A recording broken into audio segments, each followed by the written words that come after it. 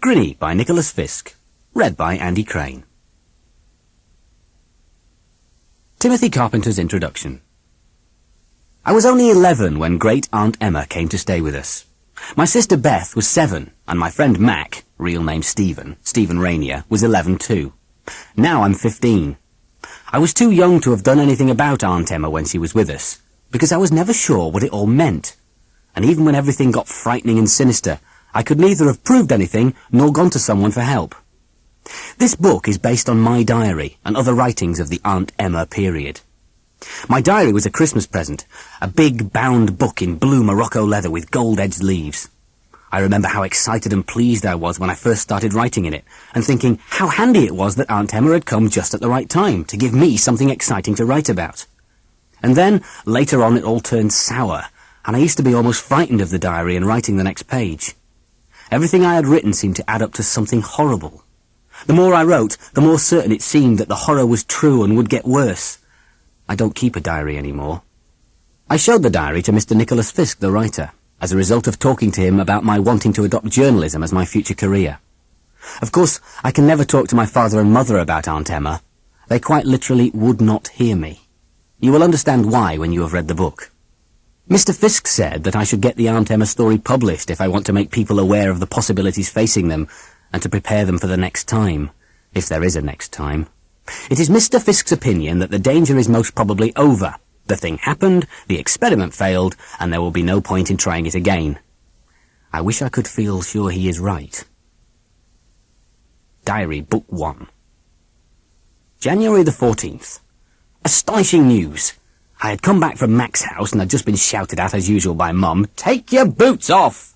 when I heard the station taxi grinding up to the drive, and soon after our bell being rung. I was still in the porch, so I opened the door, and there she was, all 5 feet one of her, with 2 ginormous trunks. I didn't know what to say, but she said, "I am your great Aunt Emma. You must be Tim." And I mumbled something about calling Mother, but Mum had heard the bell go and came hurtling along the corridor shouting, "If it's the guides, it must wait till Tuesday, and if it's Mac, tell him to take his boots off."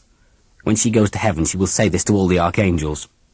I said, "It's great Aunt Emma, Mum. Were you expecting—" But she simply said, "Most amusing, you witty lad," in her Wednesday matinee voice, and went belting past on her way to the kitchen. Then she caught a glimpse of Aunt Emma and stopped in her tracks. "Who?" she said. "Great Aunt who?" I could see she was completely foxed, and had never heard of G-A-E, as I will henceforth refer to Great Aunt Emma, as she is bound to figure largely in these pages from now on. G-A-E said, "You remember me, Millie?" But Mum could only see a vague shape and replied, "Oh dear, I'm afraid I don't quite remember." Then I switched on the porch light and Mum could see G-A-E properly. G-A-E leaned forward and said again, "You remember me, Millie?" And this time the penny dropped, and Mum cried out, "Oh, Great Aunt Emma! Do come in, you must be freezing. Tim, help with the luggage." So we got her inside, and she's rather a queer old party. Very short, with a hat with a veil and gloves, and a way of smiling vaguely. Her teeth are very good. False?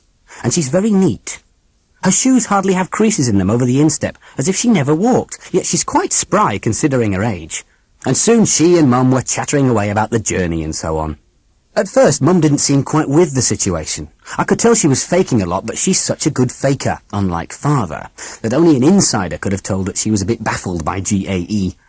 Anyhow, this soon passed. I saw her, Mum, wipe the back of her hand across her brow, which is always a sign that her mind is now made up and into action. After another few minutes, you could have sworn that Mum had been expecting G-A-E for the last fortnight, that the bed was aired and so on. She's very good at that sort of thing. Then Father and Beth came in from feeding the rabbits. He made a complete bosh of it as usual, saying all the wrong things and making it quite clear that he hadn't a clue about the very existence of great-aunts. But she fixed him with her beady eye and grinned and said, "You remember me, Edward?" And he re-entered the 20th century in great style, pouring everyone sherry. He gave Beth, who is 7, as much sherry as me, 11, which is typical. Beth was as ever the outstanding social success, and shook hands and said, "Oh, what a lovely surprise," and looked more like a telly ad than ever.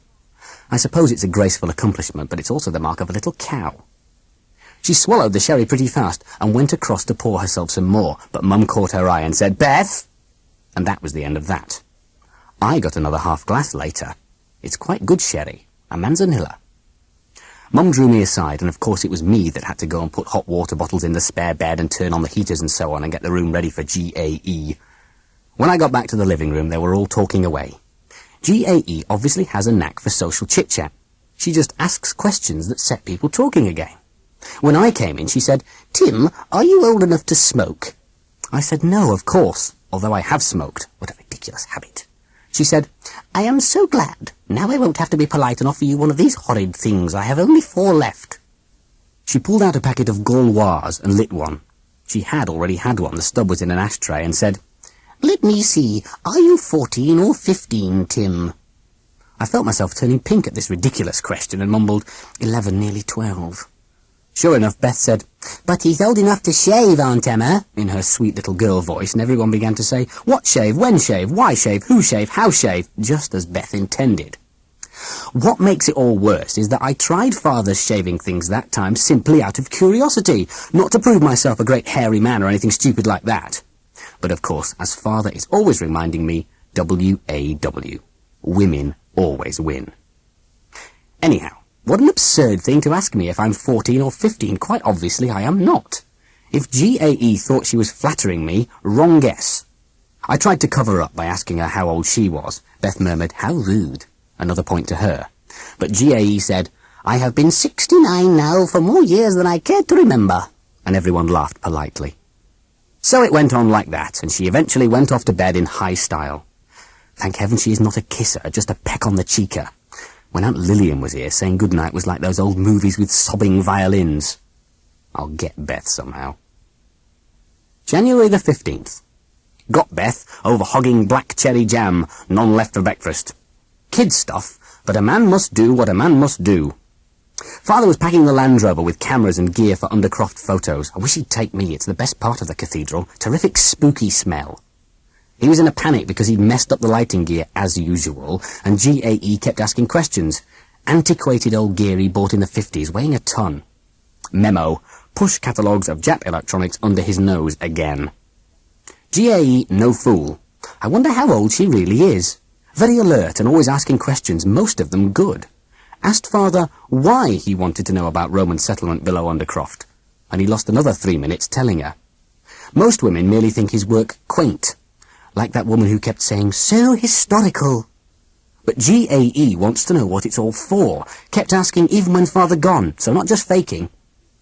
GAE asked where she could get more French ciggies.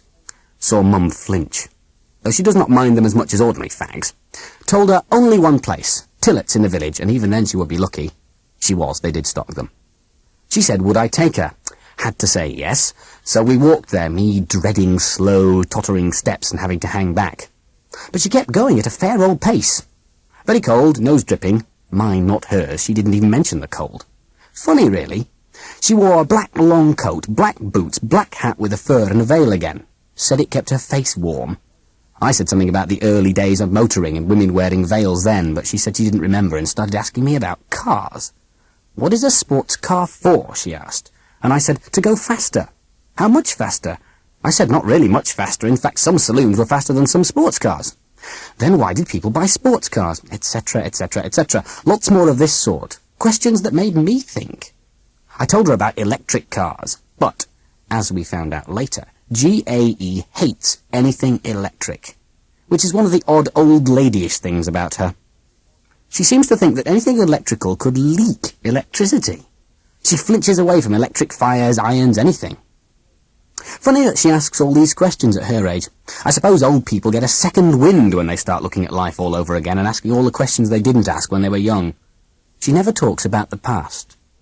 All in all, rather enjoyed the walk, and certainly she's a good goer, quite unpuffed on return, lit a Gauloise and read the paper right through without a further word. Father back early in a temper. Lighting gear failed, as I predicted. Gave him Jap catalogues. This time he may actually look at them. January the 20th. Muscle Beach this morning. Muscle Beach is the Carpenter's swimming pool built by Mr. Carpenter. It has a removable glass roof and is heated for winter use. The pool is Mr. Carpenter's greatest luxury, the only item, he says, on which he has ever spent more than he can afford, and the only thing, his work apart, about which he is somewhat fanatical and insistent. He uses the pool daily and makes it plain that he expects the family to follow his example at weekends, even in darkest winter. Father a bit hearty, saying, "Swing in January, there's luxury." Beth, as usual, moaning and ending up by crying, "It's not luxury, it's not luxury," which made Father and me laugh. We stripped and dived in. Horrible anticipation, but very nice once done. Water, 67 degrees. Father ploughing up and down, doing his 30 lengths, very stern and dutiful. But must admit he looks better than most men his age. E.g., cannot imagine Dr. Parry, 6 years younger than Father, stripped to the buff, must be obscene. Physician, heal thyself. Beth doing her amazing breaststroke, head and bottom sticking out of the water, mouth going pfft, pfft, eyes closed most of the time. I did a length underwater, then 2 lengths, 50 feet. Nearly burst lungs. Mother, as usual, found excuse, did not come. Yet she's by far the best swimmer. My theory, she never really approves of the naked bit. Is it her appendicitis scar? Probably. She's quite vain, and I don't blame her, as she's very pretty considering her age, 34. She moans about the scar, surgeon was a butcher, etc., etc., but not seriously. But she does mention it. I read an article in the paper the other day that said all this modern thing about families romping around naked and unashamed was a snare and a delusion. I must say I never thought about it at all. The swimming pool was just a thing we had, and it's always been there, since I was 4 anyhow. And you don't wear clothes in your own swimming pool, although you do in someone else's or at the beach. No one in our house goes around naked indoors or leaves the loo door open. But since the permissive scene came on, you can't even brush your teeth without feeling that you've got to prove something. I wish I was Father, who simply doesn't comment, just does what he wants to do. But of course, even that's all changed now because of GAE, viz. There we are, splashing in the pool when, kadoing, door opens, icy blast ruffles water, and lo, GAE has come among us, wearing gumboots and a mild grin. All is instantly confusion. The great traditions hallowed by the Carpenter family are shaken to the core blimey. Particularly the tradition whereby Muscle Beach equals unembarrassed starkers. Beth is least affected, merely says, "Eek!" then recovers herself and goes on with her rotten breaststroke, this time with her eyes open to see how dear Papa and dear brother take the situation. I zoom out of the pool at the far end and slide like a seal into a towel in one easy movement. So now I am unnaked and therefore unashamed. Not trendy, but true. But Father is visibly taken aback. He stops swimming, stands in the middle of the pool and says, "Oh," and then adds, "Aunt Emma, oh, good morning," and trying to look unconcerned, completes his 30 lengths. But he's concerned, all right, because instead of doing racing turns at either end, which he learnt with great labour from the swimmers on TV, he now turns in the modest amateur hand-push manner. The difference being that the amateur manner just causes a swirl of water round his shoulders, while the racing turn shows his bottom. At last he can swim no longer, and once again he stands in the middle of the pool and says, in an abnormally normal voice, "Oh, good morning, Aunt Emma, you're up bright and early." She looks out through the glass overhead as if to check the truth of his statement and replies, "Yes, indeed," and then calmly sits down and stares at Father, waiting for him to say something else. Taking the bull by the horns, he says, "Well, that's enough swimming for me. I think I will get out now." Aunt Emma says, "Yes, indeed." Father's eyes flick first to Beth, who deliberately turns her back on him and duck dives, then to me, but I pretend to have my arm caught in a sweater. Seeing he will get no support from his nearest and dearest, Father says loud and clear, "You must leave now, Aunt Emma. I'm getting out." "Oh," says Aunt Emma, the grin fading. "Why?" "Because I'm not wearing anything," Father grates. "I should hope not," says Aunt Emma. "It would only get wet." I was going to go on to examine this situation in depth, but it's too good to spoil and I am sleepy, so I will leave him in the water, facing Aunt Emma, still seated, and laugh myself to sleep. January the 21st. We'll continue with the events of yesterday, as not doing much today. Incidentally, GAE's footprints in the snow are interesting. Our footprints lead straight to and from the pool. Hers make a long detour around the filtration unit with its electric pump and electric humming noise. Father in very good form about the Aunt Emma get wet story and made Mum laugh a lot when GAE had gone for her afternoon rest. We were still sitting around the lunch table. Mum said something about it showing what a good sense of humour GAE has, but Beth interrupted her and said, "Oh no, she was quite serious, she really meant it." I saw Father look puzzled, and then Mum said, "Beth, you don't live to the age of 70-something without knowing the existence of bathing costumes." But Beth said, "She meant it. She was quite embarrassed when Father told her to go." So Father explained to Beth what was meant by a dry sense of humour, and said GAE was being dryly funny, which caused Beth to make the obvious joke about everyone being wet at the time, etc., etc., etc. The subject was dropped. Thinking about it later, I believe Beth was right, that GAE really was serious when she made her joke. But of course that's impossible. Not that it matters one way or the other. January the 22nd. Yet another emanation, as we now wittily describe strange remarks by GAE. Mac's mother called to ask where was Mac. He was with me, backwashing the pool filter. So Mum called us into the house, and GAE came in, and we had to introduce GAE to Mrs. Rainier. Mum said, "Great Aunt Emma, let me introduce Mrs. Rainier, our nicest neighbour," etc., etc., etc., and Mrs. Rainier said, "Oh, how interesting. You never told me you had a great aunt, Millie." And GAE said, "Oh, you remember me, Mrs. Rainier, you remember me," which seems to be GAE's formula when being introduced. And then Beth came in and said, "I don't remember you, Aunt Emma, not properly. Only Grandma. I knew her, but Mum never told us about you." There was an awkward pause. Then Mum wiped her hand across her forehead and started talking about cakes and a failure she had had, and would we all please eat the good bits. The cake was brought in. It looked okay, but burnt. Beth was being the perfect TV kiddie and saying, "Oh, how perfectly scrumptious," etc., etc. Then she said, "I love the smoky taste of the burn. All cakes should be smoked, shouldn't they?" Mrs. Rainier, sucking up to the brat, said, "I so agree. Ha ha, cakes should be smoked. They really should. Ha ha, like kippers." At which GAE said, "Oh, Mrs. Rainier, you must think me so rude," and offered her a box of matches. Reading this over, I suppose it's not so funny after all, and I must stop using "and" all of the time to link sentences. But it was the way GAE said it. Deadly serious. Perhaps she has got the famous dry sense of humour. Beth has a point. I wonder why we were never told about GAE by Grandma when she was alive, or by Mum. Perhaps we were told and I did not listen. Mrs. Rainier seemed to know all about her once they got talking. February the 2nd. Father has actually bought Tasaki lighting gear. As usual, is very chuffed with himself and prone to explain it to me as if I wasn't the one that made him buy it in the first place.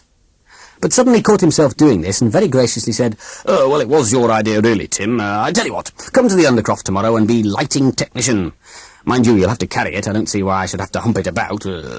But I said, "But it only weighs 15 pounds. That's one of the selling points I was telling you about." He said, "Then why moan about carrying it?" I fell into the trap and said, "I wasn't moaning," and he chuckled and said, "That's how women argue, you can't beat it," and laughed some more. I quite agree with him, that's women. Even Beth at the age of 7 can do it, and so can GAE. I told Father about GAE and competitive spirit. I had scored second goal and we won 4-2, so naturally I was highly chuffed, and maybe went on a bit about how we had massacred the other side, etc. And GAE started asking questions about why winning mattered so much. I said the whole point of a game was to establish a winner. It was like a sort of friendly war. That got us onto wars and all the obvious arguments. If they do this, then you have no alternative but to do that. She said that perhaps history would have come out much the same if all the great battles had been settled by the toss of a coin. I said, "You mean you would just accept invasion, not fight back?" She said, "Yes." So I leaned forward and took her pack of ciggies and placed them on top of the grandfather clock where she could never reach them, and sat down again and grinned at her. Instead of taking it as a joke, she exhibited the old aggro. She got really cross. "It's only an invasion, Aunt Emma," I said. "Only an invasion, why fight it?" At that moment, Mum came in, and Aunt Emma said, "Tim is being rude and unkind." I said, "Oh, an appeal to the United Nations." Aunt Emma said, "I insist that you give me back those cigarettes." "Then it is war," I replied. Anyhow, Mum gave her the ciggies, and all was peace and light. Just as well, because GAE was looking upset, and I was feeling a bit stupid. Later, I said sorry. Father said, "There you are. Never argue theories with a woman. They can't see further than personalities, and in any case, WAW, women always win." I find I am writing very slangly, various uses of chuffed in this entry, and lazy use of "and." Memo: if you are going to write this much, even in a diary, you might as well write it right. February the 3rd. Now Beth is at it, doing what Father and I agreed to call weathercocking. i.e., you just disregard the facts and main lines of an argument and come in from any point of the compass that suits you. If you are north 1 minute, you can be south the next and still expect to win. All part of the WAW women always win phenomenon. Beth has taken an aversion from, memo, not to. You cannot avert yourself to something, only from. Beth has taken an aversion from GAE. There was a slight scene last night about kissing GAE goodnight. Beth just smiled and waved instead of kissing. Mum said something, Beth kissed GAE and then left the room, giving me a look as she passed. Later I asked what she'd been pulling faces for, and she said, "Ugh, I hate kissing her. Kissing Aunt Emma makes me want to puke." I said, was it the feeling of her skin, which is a bit odd, I must admit, much too smooth and soft. But that's old age for you, one cannot help getting pouchy. Beth said, "Pooh, no, it wasn't that. It was because GAE does not smell." I sat back and prepared for some weathercocking, viz. "You say she does not smell?" "Yes, that's right, it's all wrong, pooh." "But she smokes all the time, so she must smell." "Oh yes, but that's only her ciggies, that's not what I mean." "But French ciggies have a very strong smell." "Oh yes, I quite like the smell of French ciggies, it's her smell I can't stand." "But you just said she doesn't smell." "Yes, it's disgusting, pooh, that's why I can't stand kissing her goodnight, stupid." "But you didn't like that babysitter Winnie, what's her name, because she did smell." "Well, that's not as bad as not smelling, how could it be?" Beat that for weathercocking, and Beth is only 7. By the time she is grown up, she will be 50 times as hopeless. February the 6th. Beth balmy, weather freezing, soccer latest, GAE disaster. This winter worst in several years, snow again yesterday, about an inch, and frost is apparently here forever.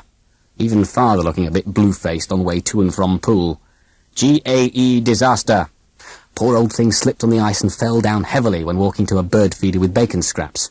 I was at school, did not see, but apparently lay there for a little time until Beth rushed out and started to get her up. Then, for no reason whatsoever, Beth let her fall again and pelted indoors, white-faced and shaking, and would not say a word. Not that there was much time for words, as GAE still lying there. So Mum went out and got her to her feet and indoors. GAE now has right wrist wrapped in bandages and sits in wing chair smoking French ciggies and trying to do the crossword, which she's very bad at, particularly the obvious clues.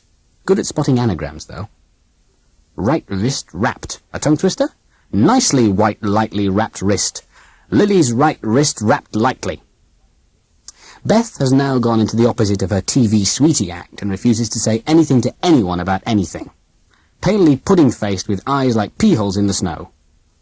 Tried to be nice to her this evening, mended her fountain pen, and carefully broached the subject of GAE. But Beth screamed, "Shut up, shut up, shut up!" and ran up to her room.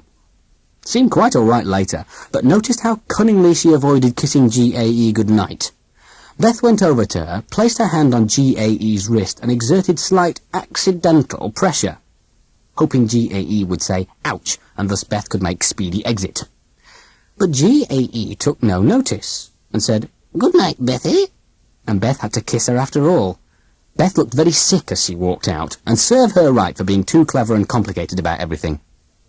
Last time we had pale pudding-faced act long-term was when Mac frightened her with fireworks November 5th. "I'm deputy skipper for Saturday's away match." Not that it matters. Cannot think what Beth has against GAE. Also cannot be bothered to think about it. GAE a bit boring. This questions thing of hers goes on too much. She is always asking questions, and some of the questions are so stupid or mock-stupid or whatever. I think she puts on a dear little old lady performance. 1, to gain attention, although she is not a limelight hogger like, say, Aunt Lillian. 2, to prove she is still young and sprightly. And 3, because her mind is getting a little perforated like Gruyere cheese. She went on this evening about sleep, of all things. How strange, she said, that we have to sleep each night. What is sleep? How did trees sleep? And oceans? And continents? As there are obvious answers to the first 2 questions, it was boring to have to listen to Father giving them. And as there are no real answers to the last 2 questions, I wish she hadn't asked them, because it got Mum and Father talking about balances of power, the decline of the West, the rise of the East, and all the rest of it. Like the time there were 2 dogs at the end of our garden. One was Mrs. Folger's bitch, and the dog, unknown, was trying to mount her. GAE immediately burst out with, "Oh, how strange, what is that dog trying to do to the other dog?" at the top of her voice, and this in front of the family and Mac, and for that matter, Beth. But she's a hardened rabbit and guinea pig breeder. Anyhow, someone told her what the dogs were doing, and you'd have thought she would have shut up and left it alone. But no, she had to go on and on, asking more and more questions, covering the whole animal kingdom and the human race as well. Perhaps she has some antiquated notion about bringing things out into the open for the sake of the children. Or perhaps she has rotten eyesight and wanted to cover up what she thought to be a gaffe. But it would have been far better if she had just shut up and smoked another ciggy. February the 8th. Beth being stupid and embarrassing again today with GAE, asking GAE questions about Granny. Were they very fond of each other when they were children? What games did they play, etc., etc.? GAE was trying to answer by turning the questions. Oh, it was a long time ago, dear. What's your favourite game? But Beth being very persistent. At last, Mum must have overheard, because she called us into the kitchen and told us not to pester GAE. Mum said GAE might be very upset by even the least mention of Granny, for sisters can be very close, and when Granny died, who knows what the effect was on GAE.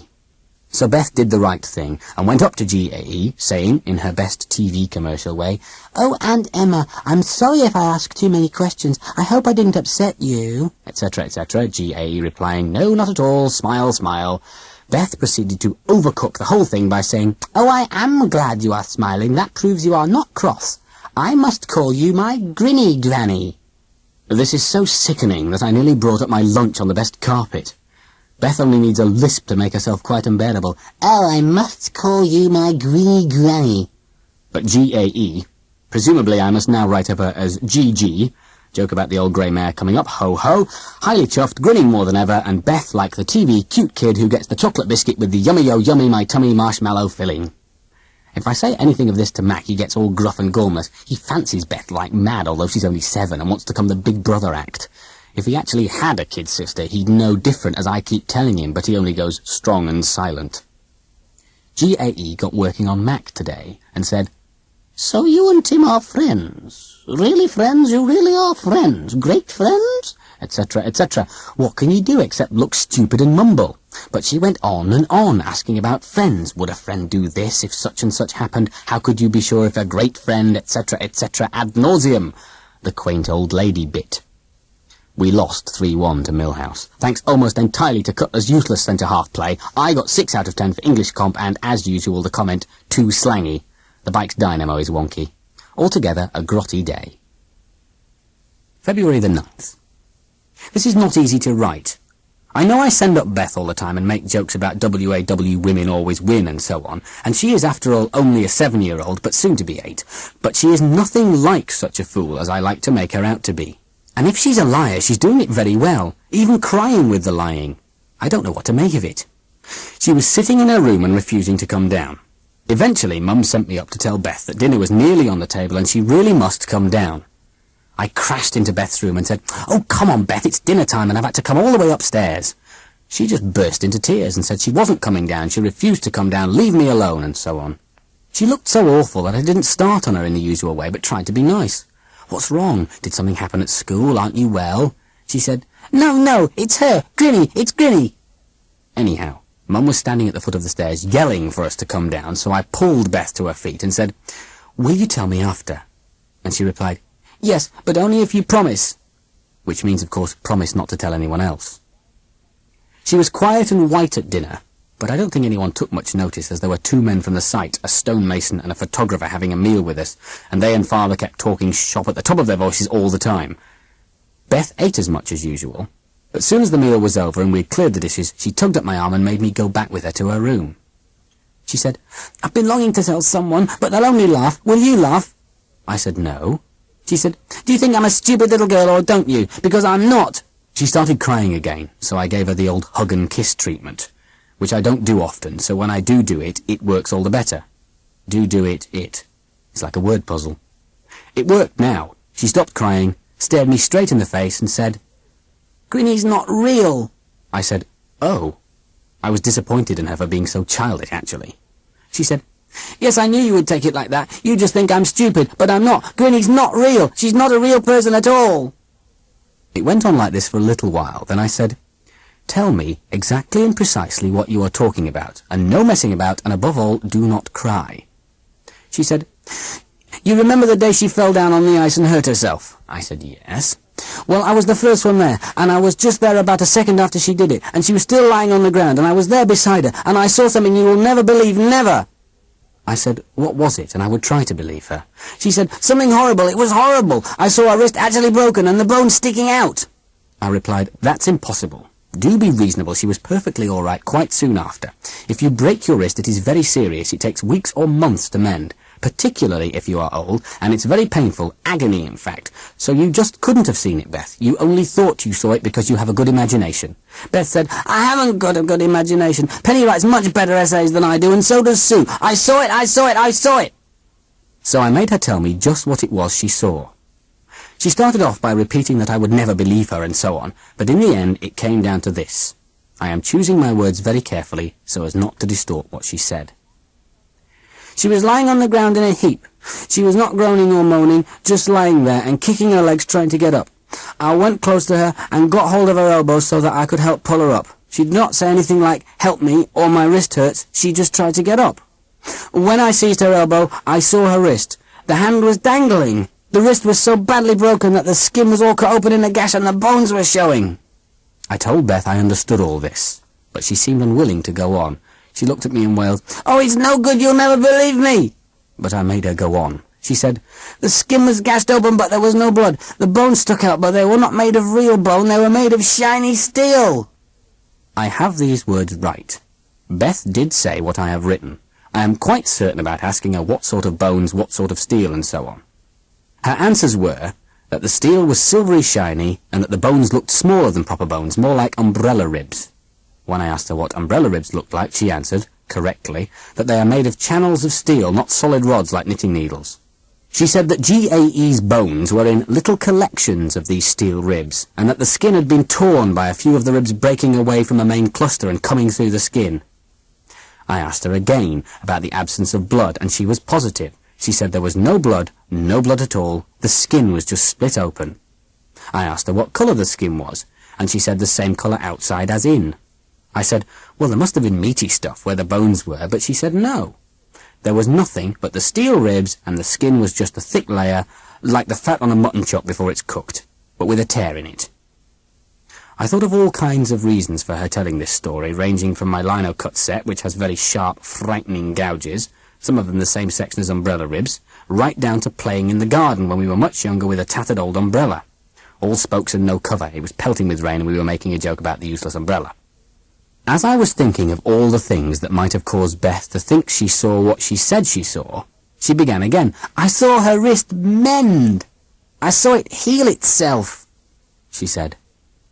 I must say this gave me goose pimples. I said, what do you mean? And Beth told me that as she watched, the skin came together over the broken bones, leaving a bump covering the breaks. That was when Beth became really frightened and ran inside. I said to her, you know that people actually can have metal bones? She said, oh yes, I've always known that, and so have you. Father nearly had one, you remember? I did remember. He broke a bone and the hospital thought that he might have to have a steel rod inserted to pin the bone. In the end, he didn't. Some people do, however, and it may be permanent. A man in the village has a metal plate in his skull. So it is no good me trying to pretend that Beth has some fixation or other about bones and umbrella ribs, because she simply hasn't. Cream, coffee, chocolates and chicken and stuffing, she's certainly got fixations about them, but not about people's bones. By now she was saying, I told you, I knew all along you wouldn't believe me, and preparing to have a good cry again. I managed to avoid this by more kiss and hug treatment, and in the end I said, all right, so Grinny has an artificial arm, let's say, made by some super surgeon. For all we know, she's got false teeth, wears a wig, has a cork leg and a glass eye, fine. But what difference does it make? Why get upset and refuse to kiss her goodnight and all the rest of it? Beth set up a great howl and shouted, oh, how can you be so stupid? It's nothing to do with false legs and glass eyes. It's because she's not real. And that's why I can't stand her. None of her is real. She was making such a row that I said, all right, I understand now. And then, of course, you don't like the way she smells and it all adds up in your mind. Beth went very white and said, yes, and she doesn't smell of anything, that's another thing. And she asks those stupid questions, and she's frightened of electricity, and it all proves she's not real. I quietened her down eventually. She had started crying again in a very big way, and let her come into my room while I did my homework. She was fairly happy by her bedtime, but I must admit that she's put the frighteners on me. I am writing this rather late, and I keep expecting a crack to appear in the wall, then a hole, and then a metal hand to come through the plaster, that sort of thing. A good story might be written about a metal hand. I just do not know what to make of it all. Beth's only a little girl, but she is not an idiot. February the 10th. Big family row today. Bam! Powie! Yaha! Beth, the cause, would not eat her breakfast, doing her white-faced orphan act. "Oh, no, Mamma, I am not unwell. I am quite all right. It is just that I am not hungry." Mum slamming buttered toast down in front of her and saying, "Look, you little viper, eat this toast or I will hang you from the hook over a slow fire." Lurid imagery. Father moaning, "For heaven's sake, shut up! Where are those Canadian boots of mine? Blast Beth, I must have dry feet." I felt rather sorry for Beth in a way, because for once in a million years she could actually have slept badly because of Grinny and the metal bones. Eventually she nibbled at the toast and made a disgusting sick noise and deposited what she had chewed on the plate. Mum instantly all sympathy and tenderness, but Father unexpectedly went ape and shouted, "Disgusting! What the hell do you mean by this?" At this moment Mac entered, looking wholesome and fresh-faced. He had come to pick me up. He instantly sized up the situation and went to work on it with his usual nasty skill. That is what I like about Mac. He's very quick on the uptake. Even though he fancies Beth, he couldn't resist pushing things a little further. He kept being cheerful and nice, a true British boy, while Mum fumed and Father erupted in grunts and snarls and Beth looked pukey. Mac said, "Gosh, what super marmalade, Beth! We never have the chunky stuff at home. Gosh, you are lucky!" and so on, and Beth looked sicker and sicker. Eventually she fled from the room, wailing. I thought he was overdoing it with the goshes, and Father suspected him too. But Father likes Mac, because Mac genuinely enjoys swimming, even when the water is cold, unlike us, who do it from a sense of duty towards something or other. Anyhow, Mum offered Mac a cup of coffee, and deliberately put only 1 spoonful of sugar in it to let him know that she was on to him, and Father read the paper very busily, not looking up. Beth then came back, looking rabbit-eyed from a quick weep-in, and Mac said, "Here's your toast and marmalade, Beth. It's still okay. Eat hearty." This was pushing his luck. Beth scooped up the toast and flung it at him, shouting, "Pig! Beast! Swine!" etc., etc. The toast missed Mac, hit the wall where it slowly slid down because of the stickiness of the marmalade. It was a marvellous sight. I could not help laughing, but Father was really angry and yelled, "Get out, the whole bloody lot of you!" and went to get a dishcloth to wipe the wall. He made it too wet and now the wallpaper's coming up in a big blister. I cannot think why I bother to write all this down. It's so childish and futile. Or perhaps I can think why, after all. The point is that G.A.E. was about to come down for breakfast. Oh, astounding, my dear Holmes, but I confess I remain baffled. Pray be more explicit. What I mean is this. Grinny has got us all on the run. The mere fact of expecting her to enter the dining room is enough to put everyone on edge. Beth was already on edge, of course, and who can blame her? But Mum and Father are feeling it too. They do not like the continued presence of Grinny in the house. Before she came, we used to have our breakfasts in a surly but comfortable silence, with Father chomping away and reading the papers. Mum vaguely instructing us in how to be better citizens of the future. "Well, if you think I'm going to clean your shoes for you, think again. You will not leave this house until those shoes are cleaned," etc., etc. Beth practising her feminine wiles, and me trying to eat as much as possible without exposing my fingernails. "You are not leaving this house with cabbages growing from your filthy fingernails. Edward, say something. He is your son," etc. In short, we were quite comfortable and ordinary. But now at breakfast, and at many other times of the day, we are now all in some funny way awaiting the arrival of Grinny. Father will make to rise from his chair, but Grinny will say, "Oh, Edward dear, don't get up." So Father will grin at Grinny, and Grinny will grin at Mum, and Mum will smirk at me, and I will kick Beth under the table. At first I thought this uneasiness was something to do with age.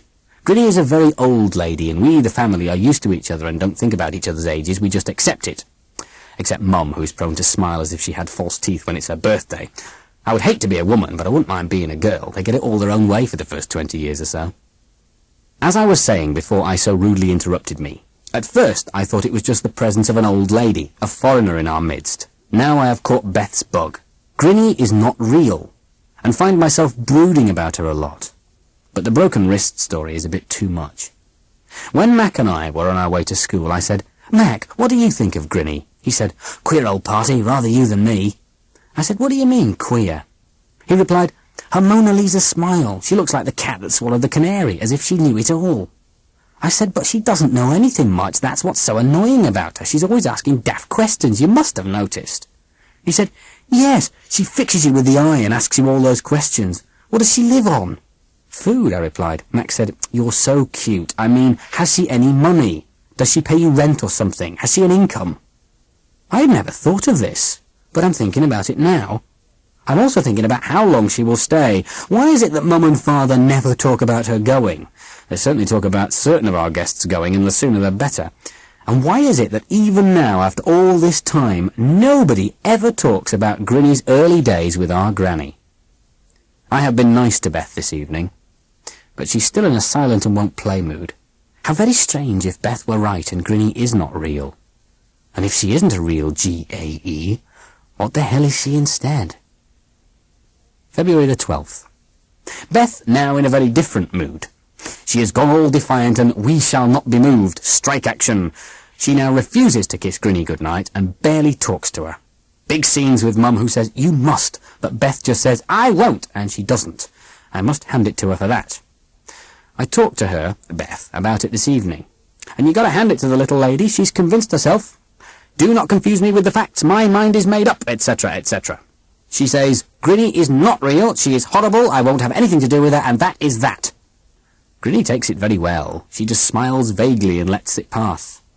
She does not attempt to be nice to Beth and strike up conversations. Father hardly notices. February the 18th. Beth's Operation Grinny. See February the 12th. Report from all fronts. Beth still on strike. Mum still saying, "Oh, now do see reason." Father still silent. Grinny still grinning. Mac now more curious than anyone but me. At tea time, Mac with us after soccer, Mac asked her point blank about earlier days. He did it all very well, the uninstructed youth bowing before the wisdom of old age, etc., etc. Where did she spend her childhood, he asked, and wouldn't let go. Mum tried to interrupt by saying something or other, I forget what, but Mac kept asking. At last Grinny said, "Oh, the past is over and done with. I never think of the past." Mac still pressed on and said, "Oh, but surely you must think about your sister, Tim's granny." Mum sort of gasped and made a face to shut Mac up, but Grinny replied, "Well, you see, my sister and I were so very different, quite different. Very close, of course, but quite different." Then she gave a sort of little laugh, which could have been embarrassment, but which Beth said later was sinister. Beth's new word. Mac said, "But," and Mum came in very strong, saying, "Mac, I would rather you didn't pester Aunt Emma with questions." Mac said, "But," again, and Mum said, "More tea, Aunt Emma, more tea, anyone?" And that was that. Now comes the significant part. An hour or more later, I found Mum in the kitchen and said to her, "Oh, I do wish you would let Mac go on. I was hoping we'd find out." She said, "Go on about what?" I said, "About Aunt Emma's past and about Granny and everything." She looked me straight in the eye and said, "What are you talking about? Mac said what?" She did this as if she really meant it, as if she had really forgotten the conversation. But she doesn't forget things. She has the usual terrifying WAW women always win memory about anything to do with people, what they wore, what they said, etc. Anyhow, I kept on at her a bit more and even said, "Don't you remember telling us not to pester Aunt Emma with questions about Granny?" But either Mum wasn't really hearing me, or she was making everything slide out of her mind. Unless, of course, someone else, Grinny herself, was making her forget. Then suddenly Mum looked ill. She put her hand up to her head and said, "Oh, I'm so tired, my head aches." I have just reread all this and have realised what a complete fool I am making of myself. Going on like a girl about what this one said and about what that one said, and if you want my opinion, worse than a girl. And all about a perfectly ordinary old lady. I hereby resolve to shut up about Grinny and concentrate on things that matter. I would be ashamed if this diary were found, because it is full of drivel and has nothing that matters. It is also appallingly written. Timothy Carpenter, turn over a new leaf. Timothy Carpenter, turn. February the 19th. I resolved yesterday to stop writing about Grinny and start writing about something important. I must break the first promise if only to keep the second. Something extraordinary happened last night, and it concerns Grinny. I must make sure to get everything in the right order and into plain English. First, the UFO, unidentified flying object. There have been various UFO scares in this district, and I never believed in such nonsense. Now I have changed my mind. I saw a UFO myself. So did Beth and my father. It happened like this. I prepared to go to bed after writing up my diary at about 12:30, which is late for me. I suppose I was the last person awake in the house, except for one, but more about that later. I looked out of the window because it was a cold night and I liked the look of the moon on frost. The moon was very bright indeed, almost full. Unusually bright. The frost made the whole scene super real, like a stage set with special pale blue lighting. In spite of the brilliance of the light, I saw it perfectly distinctly. When I first saw it, it was fairly near the moon's position in the sky. It was far brighter than the moon and had a yellowish brilliance. I remember thinking how it clashed with the steely blue of the moon. I also remember seeing the yellowish reflections of its light on the frosted grass of the lawn. The sort of effect you get when you look at a boat with a light on it far out at sea. Only very different, of course, because it made a warm, yellowish reflection on the bluish grass. I had plenty of time to look, and all the time I stared at it my heart was going faster and faster. So I was excited, but only physically, not mentally. I remember thinking, if it stays there much longer, I will be able to get farther, and he can agree with me about what I am seeing. It did stay in position. Or rather, it travelled so slowly that I had to keep checking the gap between it and the moon's position. It went very slowly, and not steadily. Sometimes it paused. When it started to move again, it made an oval luminous halo or nimbus. I think, and so does Father, that it was flying within our atmosphere, and this nimbus was the result of very cold air being disturbed by the thrust and/or movement of it. Rather like the contrails, condensation trails, you get from ordinary aircraft. Without taking my eyes off it, I moved away from the window and felt behind me for the telescope, which is hung on 2 hooks on the wall. It is not a high-power instrument, just a World War II military telescope used for artillery spotting and so on. But it does give a very sharp image, as good as the best modern field glasses, Father says. I felt for and found the telescope, and constantly keeping my eyes on it, pulled the telescope into rough focus. Then I lowered the window and rested the telescope on the frame to steady it, and the UFO just jumped into focus. I could see nearly everything about it. I could even see that it was revolving slowly in a clockwise direction and had several windows or vents. I could very easily see its halo or nimbus, which looked like a cirrus cloud, the very high veil-like cloud. At this moment I heard my parents' bedroom door open quietly and Father's footsteps padding along. He was going to the loo. I ran backwards to my door and, still keeping my eyes on it, and called him.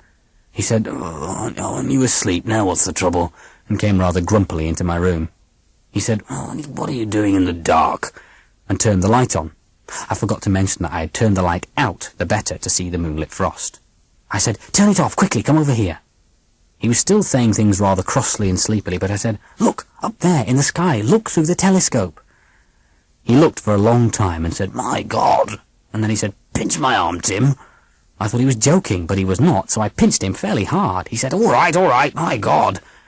A little later he said, I must get my camera. It should be a cinch to get a picture with a long lens. It can't be far away. You can see it so well, so clearly. I said, what about the police? Shouldn't I telephone them? No one will ever believe us.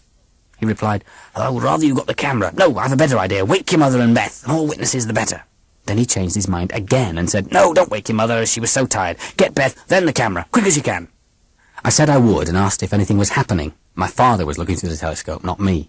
He said, no, it's just moving in occasional lazy spurts, always in the same direction. And each time it moves, it makes a mist. Like a nimbus, I interrupted. Yes, I think it's simply condensation, frozen vapour. Which is exactly what I had thought. Father and I agreed this point later. Presumably, it must have been well within our atmosphere, for there is no moisture to condense in true space. I got Beth. She wakes very fast, and I could hear her exclaiming while I prodded about behind the desk in Father's study, which is next to their bedroom, looking for his camera case. I found it and took it to him. He was just taking the telescope from Beth, who was murmuring, a spaceship, it is a spaceship, in an astounded sort of way. Father said, can you put the longest lens on, Tim?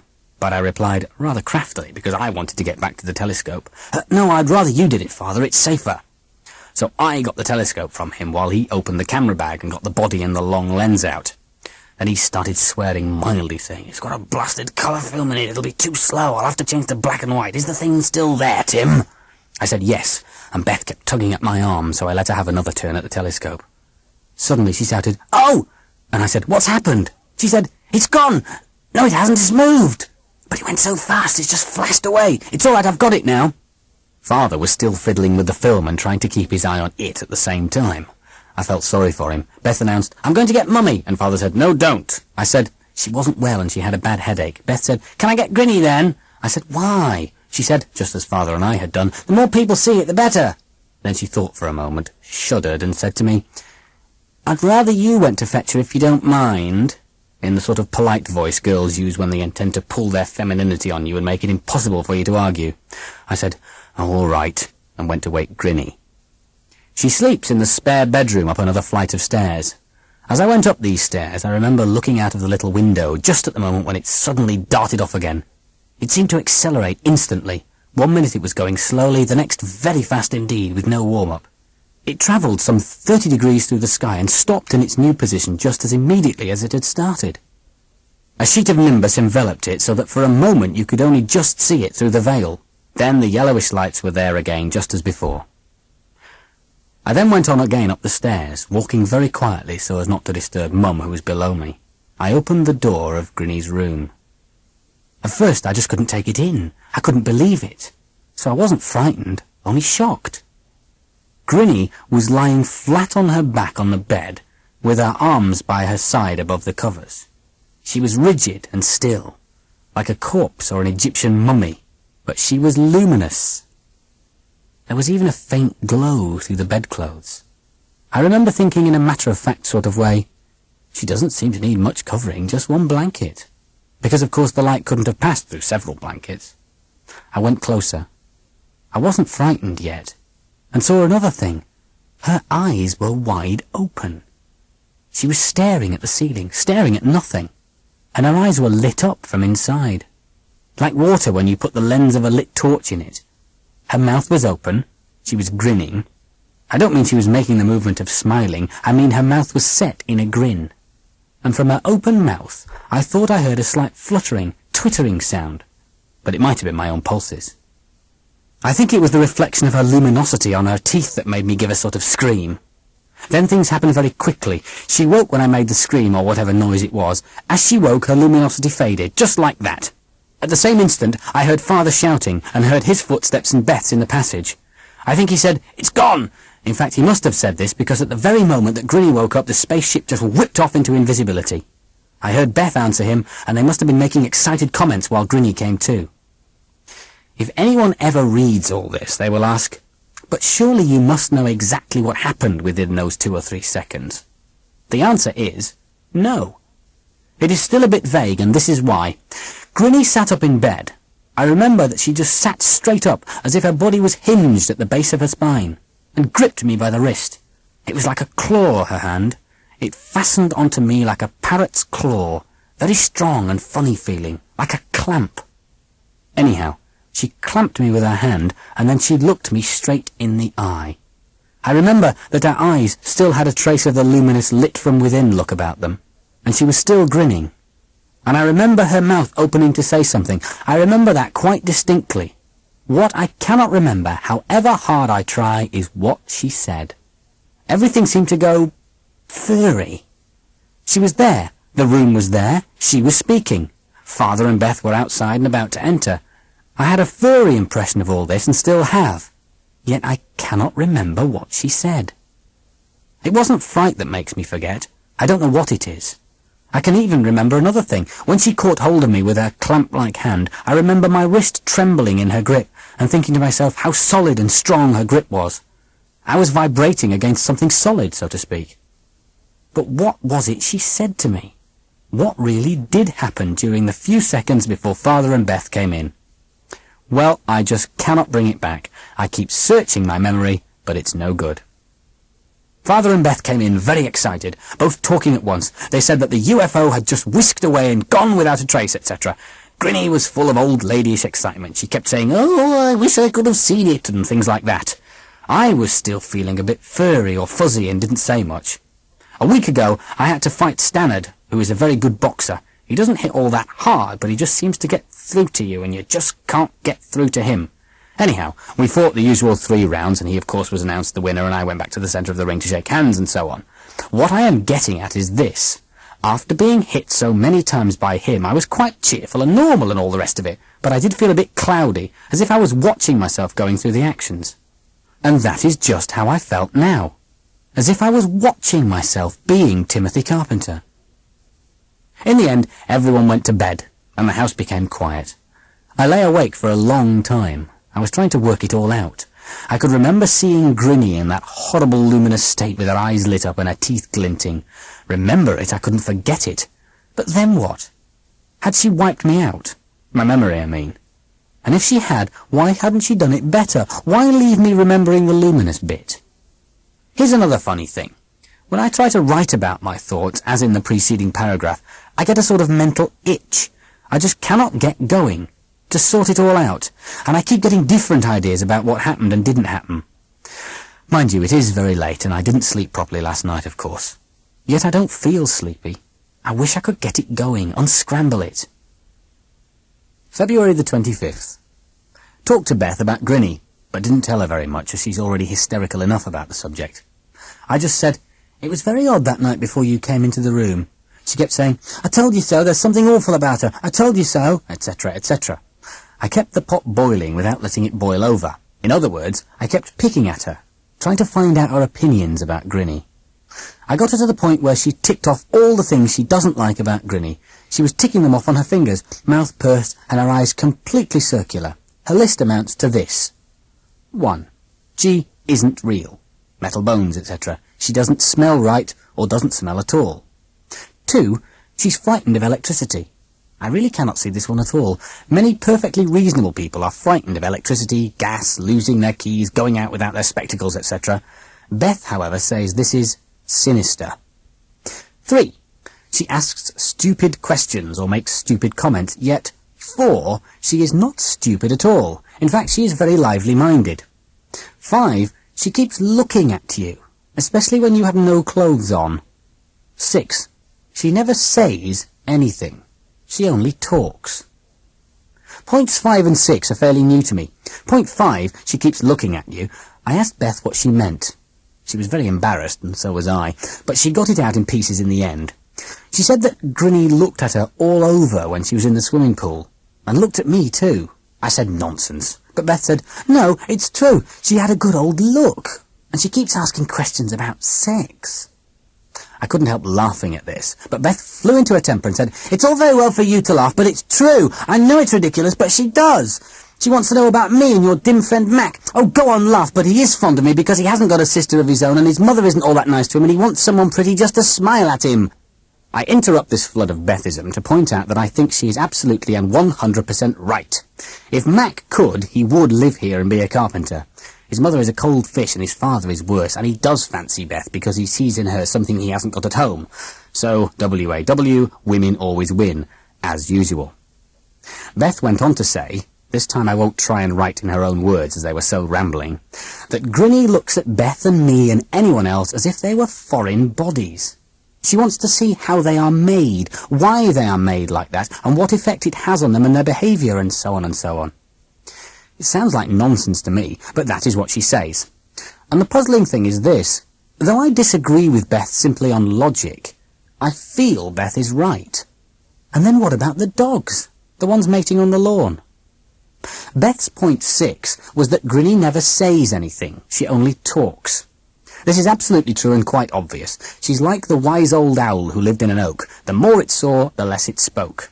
But I cannot see that it matters much. There are many people who go through life not committing themselves.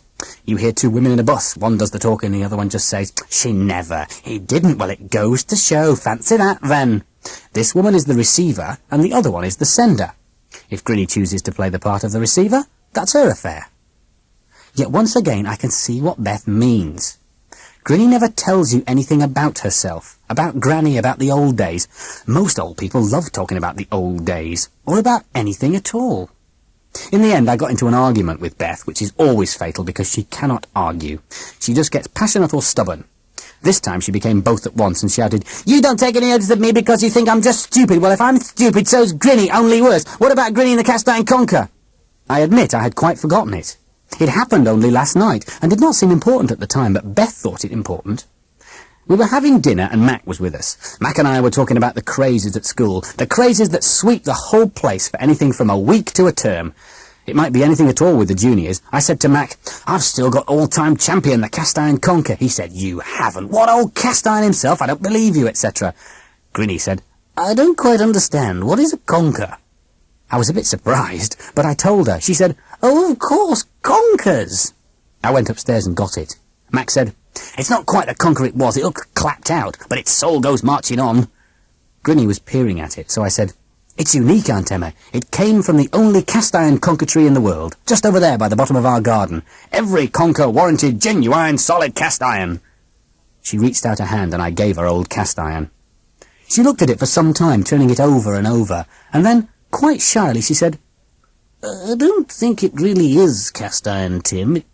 It seems to me to be made of vegetable matter, not cast-iron at all." Then, poker-faced, she handed it back to me.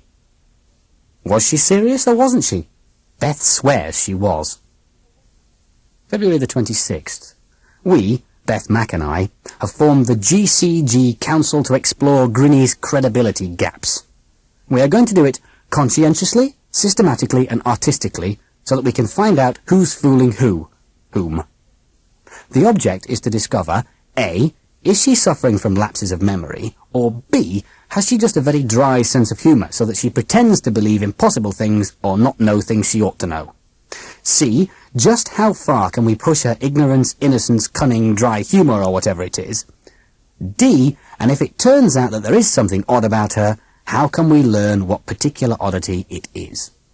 To fulfil these objectives, we are going deliberately to stage impossibilities between the three of us. That is, we are going to contrive situations that she must react to. When she reacts, we can judge her reactions. When we judge her reactions, we can also come to some sort of conclusion about her realness or the opposite. February the 27th. The first exposure of Grinny's credibility gap came this evening. It was quite unplanned. It happened after dinner. Mac was not with us, which is a pity, but he can take our word for what happened. It was all very simple. We were talking about last Christmas. What a panic it had been, our presents, etc. Beth was talking about her school nativity play, and she was getting very enthusiastic about it in a rather showing-off sort of way. She had been chosen to play the Virgin Mary and didn't intend us to forget about her starring role. She was being all little girlish and starry-eyed, rambling on, until she came to the point where she said these words. "And then they put the baby in my arms, and of course I cuddled it, and the funny thing was, that was the first time I'd ever really and truly felt like a real proper mother." This was the only part of Beth's sickening speech that Grinny heard. She'd been upstairs and was now down with us. Anyway, Grinny leaned forward and said, "A baby, Beth? But I never knew. Where is it?" Beth was thrown for a moment by the sheer idiocy of this question. Then I saw that cunning look come onto her face. She said, "Oh, Aunt Emma, you can't expect me to start having babies yet. I mean, it's physically impossible for at least another year or so." To which Grinny replied, perfectly seriously, "Yes, of course." Beth said, hammering it home and glancing at me to make sure I was getting the point, "When I am 9, or even 10. Grinny made no answer in particular. She just made some sort of noise of agreement and fumbled with her cigarettes. Let us recap. Here we have Beth saying, in effect, "I have had a baby," at the age of 8, and Grinny saying, "Let me see it." Beth then says, "No, you are mistaken, girls cannot have babies until they are 9 or even 10. Grinny does not quarrel with this. In fact, Grinny does not do anything except look lost and confused. What are we supposed to make of that? March the 10th. News from GCG. The next test situation we put Grinny to came about of its own accord. We, the whole family, were talking about the UFO we had seen, and Grinny was saying she wished she had seen it, how terrible to have missed such an extraordinary event, etc. Beth looked at the clock and said, "Oh dear, you've just missed some beauties." Now, I knew what she meant, so did everyone but Grinny. Beth meant that half an hour previously the TV programme Lone Space had been on the air. And if Grinny had been watching that, she would have seen all kinds of super deluxe spacecrafts, UFOs, etc., because that is what the programme is all about. She would also have known that the spacecraft are carefully made models, and the actors are puppets. But Grinny did not know this. She took Beth's remark at face value. Grinny said, very sharply, "Where, when, what spacecraft, what did you see?" By luck, I managed to catch Beth's eye for a split second, and she played it straight when she answered. She said to Grinny, "Oh, the sky is absolutely full of them, Grinny." "At certain times of the year," I put in. I meant, of course, when the Lone Space series is running. "That's right, at certain times of the year," Beth went on. "Tim and I love watching them, don't we, Tim?" She said this without a blink, which was clever of her. But then she always is quick to catch on. Grinny was by now taking it still more seriously. I have never seen her look more alert and determined. She said, "How long have you two been seeing them? What did they look like?" 2 or 3 years, Beth replied. "That's right, isn't it, Tim?" I said, "No, even longer than that." Grinny rapped out, But that is impossible. I mean, it's most unlikely. What were they like?" She seemed really upset. I let Beth answer because I could see she was in the mood. She did it perfectly, picking at a tuft of wool in the carpet and not looking at all interested, just matter of fact. "Well, some of them have a lot of jet things at the back, whole clusters of them," she began. "Those ones are often pointed rather like a dart, and then there's the jets at the back with smoky stuff coming out." "Have you seen spaceships like that?" Grinny asked me, leaning forward in her chair. "Oh, yes, I think they must be the interstellar ones, the really big craft carrying lots of people, if they are people. But there are several other sorts, aren't there, Beth? Sometimes you get the flattish ones, rather like rays. You know, manta rays, the fish, they go much slower, and they don't leave jet trails, they just go. And then there are the container-shaped ones I cut in, very elaborate, sort of tin cans, some of them linked together with a sort of lattice steelwork. And you might see ones like huge rings with living quarters in the middle." Grinny was drinking all this in. Once or twice her lips moved as if she was about to say, "But..." She asked several more questions about when, where, how long, but we managed to answer them without giving the game away. She was getting more and more tensed up. In the end, Mum shouted for Beth to lay the table, so she got up and I said, "Oh, I suppose I'd better help," and went with her. This was just as well, because Grinny would soon have forced us to say we saw all these wonderful spacecraft in a TV program called Lone Space. As it was, we left her looking very worried indeed. I am worried too. It's the same old problem. Here is an old woman who can be told by 2 children that they have often seen things in the sky, elaborate spacecraft of various sorts, and she takes it all seriously. Very seriously. She was worried. I remember that she was particularly worried when we said we had been seeing them for years. That was when she said, But that is impossible!" She looked really worked up then. Continued tomorrow. Too tired tonight. March the 11th. The other trick we played on Grinny worked so well that it means the end of GCG. It worked too well. This one did not happen by itself. Mac and Beth and I arranged it to test Grinny's reaction to electricity. You will remember that she has always been peculiar about electricity, and we wanted to find out more. So Mac brought a Wimhurst machine to our house. This is the antediluvian device with 2 big contra-rotating wheels and sticks with knobs on the end of them sticking out. You wind the handle, the 2 wheels turn, static electricity is generated, and you get exciting blue sparks zipping about between the 2 knobs.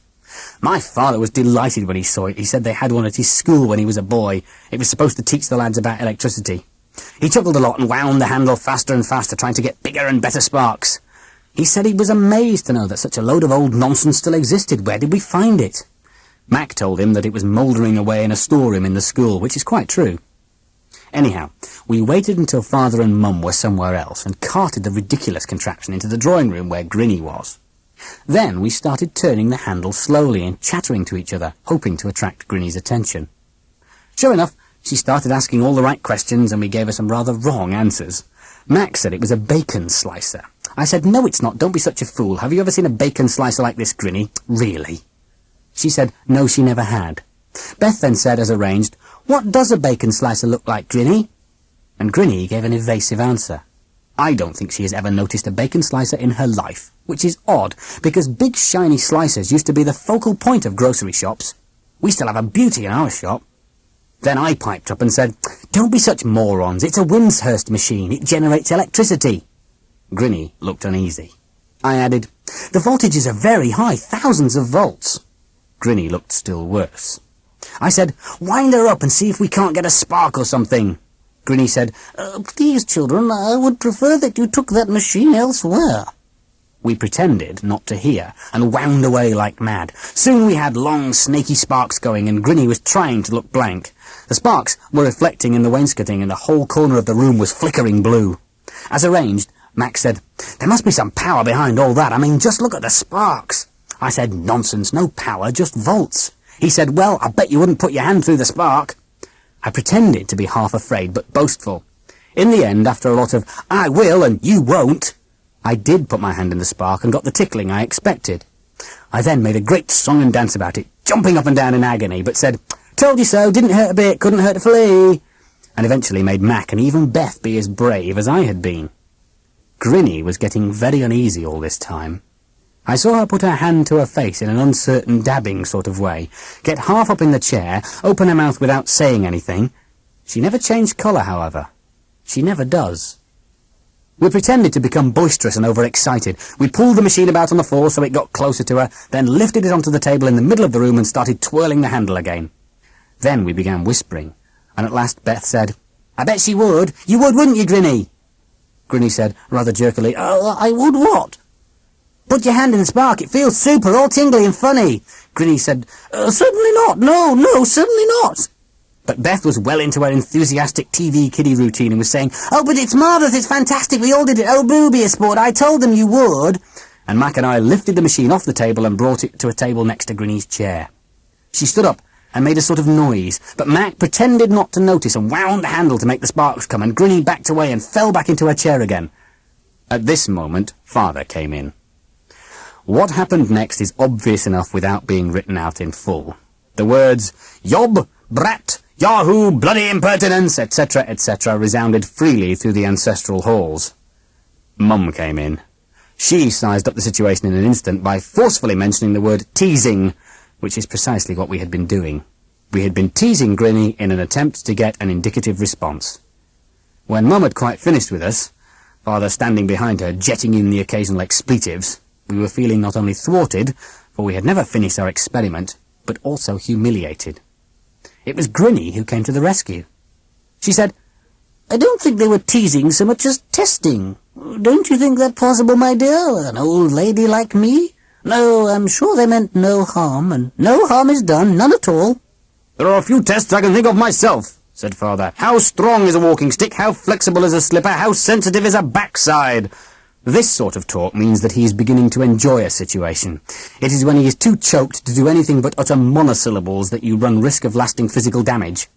Beth now rounded things off neatly and with excruciating bad taste by saying, in effect, "Oh, we are truly repentant and all too conscious of shortcomings. We are but little children, not born to any high degree. Forgive us our trespasses, and never again shall we stray from the path of rectitude," etc., etc., ad nauseum. Not that she spoke these words. All she needs is her eyelashes and a voluntary compression of the tear glands. What she did say was something about us not teasing, just testing, really and truly. And if Grinny wanted to test us right back, that was only fair. To our surprise, Grinny took this up. She said that would be fun. She would like to test us. Was there a game called Memory or something? From then on, the evening became a sort of mental agility Olympic Games. We played that stupid game with a tray. Someone goes out and loads the tray with mixed things, all listed, then the tray is brought in and everyone tries to remember as many things as possible. Father always wins at this. Grinny won. Next we played the card game, in which the cards are put on the table any old how face up and then turned face down, and each person tries to name from memory the card he chooses to pick up. If you're right, you just keep going, and the person with most cards wins. Grinny won. When I write Grinny won, I don't merely mean that she won. She decimated, obliterated, and smashed us. Her performance was not merely outstanding, but phenomenal. Her memory wasn't just retentive, it was total recall. March the 12th. When you think back on it, those memory games we played, in fact everything that happened that evening, proved yet again that Beth was right. The trick with the electricity is no longer important. We expected her to be frightened. She was frightened, QED. But the memory games are another matter. What I think happened is that she simply was not aware of her extraordinariness when she infallibly got the right card or remembered each and every item on the tray. To her, it was just normal practice. Just as it is normal for a cat to leap from floor to mantelpiece and land up there without disturbing a single object. Humans can't jump 5 or 6 times their own height and land like a computer-programmed feather. Very few humans could compete with Grinny when it comes to remembering things. But now, look at Grinny's contradictions. Here is a person who cannot remember conkers, but can remember every card in the pack. You can go on like this forever, contradiction after contradiction in the things she can do and can't do. Add all the rest of the extraordinary things about Grinny, including my parents' relationship with her. Why do they never question her about leaving? Our grandmother, about anything? And you come to this. Beth is right. Grinny isn't real. But you also come to another thing or two. If she is not human, what is she? Why is she here? What is she for? Diary, Book 2, April the 10th. It's late at night, and perhaps that has something to do with it, but I've been rereading my diaries, looking back to those days in late February and early March and thinking, well, what have I been thinking? Cool, just about sums it up. Cool, fancy being so nice-minded about Grinny. Cool, fancy not seeing more clearly just how right Beth has been all along with her women always win sort of reasoning. Cool, fancy sitting down and solemnly writing out all the things that make Grinny different from us and still avoiding coming to the point, coming out with it by saying, Grinny, you're a freak and I forgive you for that, but you're a dangerous freak, you're a threat, a menace, a monster with a capital M, like movie monster, murdering monster, man-eating monster. No, it's worse than that. You're here for something. At the moment, you're just a sort of suitcase, and nobody notices the ticking noise. Later, and people screaming and bleeding, broken glass and blood on the pavement. Oh yes, officer, I saw this fellow with the suitcase, sure enough, saw him plain, so I did, but how was I to know? But I can't say that. I can't pretend anymore. I have seen Grinny plain. I have seen her for a long time. I have seen my own parents not see her, so to speak. I have listened to Beth, but not listened properly because she's just my kid sister. I have been going around pretending to myself that it's all perfectly okay. Mustn't make a fuss, don't you know, not British. Like that story Father tells about the war during the Blitz. When the raids started, they could actually hear the bombers overhead, so they all went into the hotel shelter. The story happened in a London hotel, but even in the shelter they could hear the bombers overhead going vroom, vroom, vroom. And then they heard bombs falling. Everyone in the shelter was very quiet. Then there was the most colossal bang and plaster fell. Then there was another bang. Even worse, the lights went out. They could hear the building falling down above them. Still, nobody said anything. At last, an American woman's voice, thoroughly bad-tempered and disgusted, yelled out, "For Christ's sake, why doesn't somebody scream?" As Father says, it was funny at the time. But the really funny thing was that the woman was right. It's not natural not to react. And it's the same with Grinny. It's not natural for us just to sit here and say, oh, isn't it strange? Here's this sinister freak come to stay with us forever and ever. She lights up at night and seems to have something to do with unidentified flying objects. Please pass the muffins. We've got to get at her, find out more, look for her weak spots, discover what she's all about. Talking about muffins, that song keeps going through my mind. I can't remember it properly. It's on an old record of Father's. It starts off something like, the King of the Cannibal Islands invited me to tea, and there at the top of the menu was me. That's the position we're in here, at the top of the menu, waiting to be eaten. But whether we're going to be served boiled, fried, or just docile, I don't know. We must find out. We must. I suppose I'm writing all this strong-arm stuff just to nerve myself for what's ahead. It's so still and cold and calm tonight. You look out into the garden and there it is, quite still and bleached by the moonlight. Nothing moves. Everything seems to be waiting. Waiting. Waiting. Waiting for what? For lights in the sky and a thundering noise and lots of little green men getting out of a spaceship, then walking up the garden very fast and determined. I'd believe that. I'd believe anything at this moment. But there's nothing out there. Nothing at all. Not even a cat or two. Not a thing moves. It's the same in my room. I mean, I'm here. I can move. I stood in front of the mirror a minute ago and pulled faces at myself. I winked one eye, then put out my tongue, then raised an imaginary hat to my reflection. They used to do a gag on that in the old silent movies. You'd have the villain feeling very suspicious.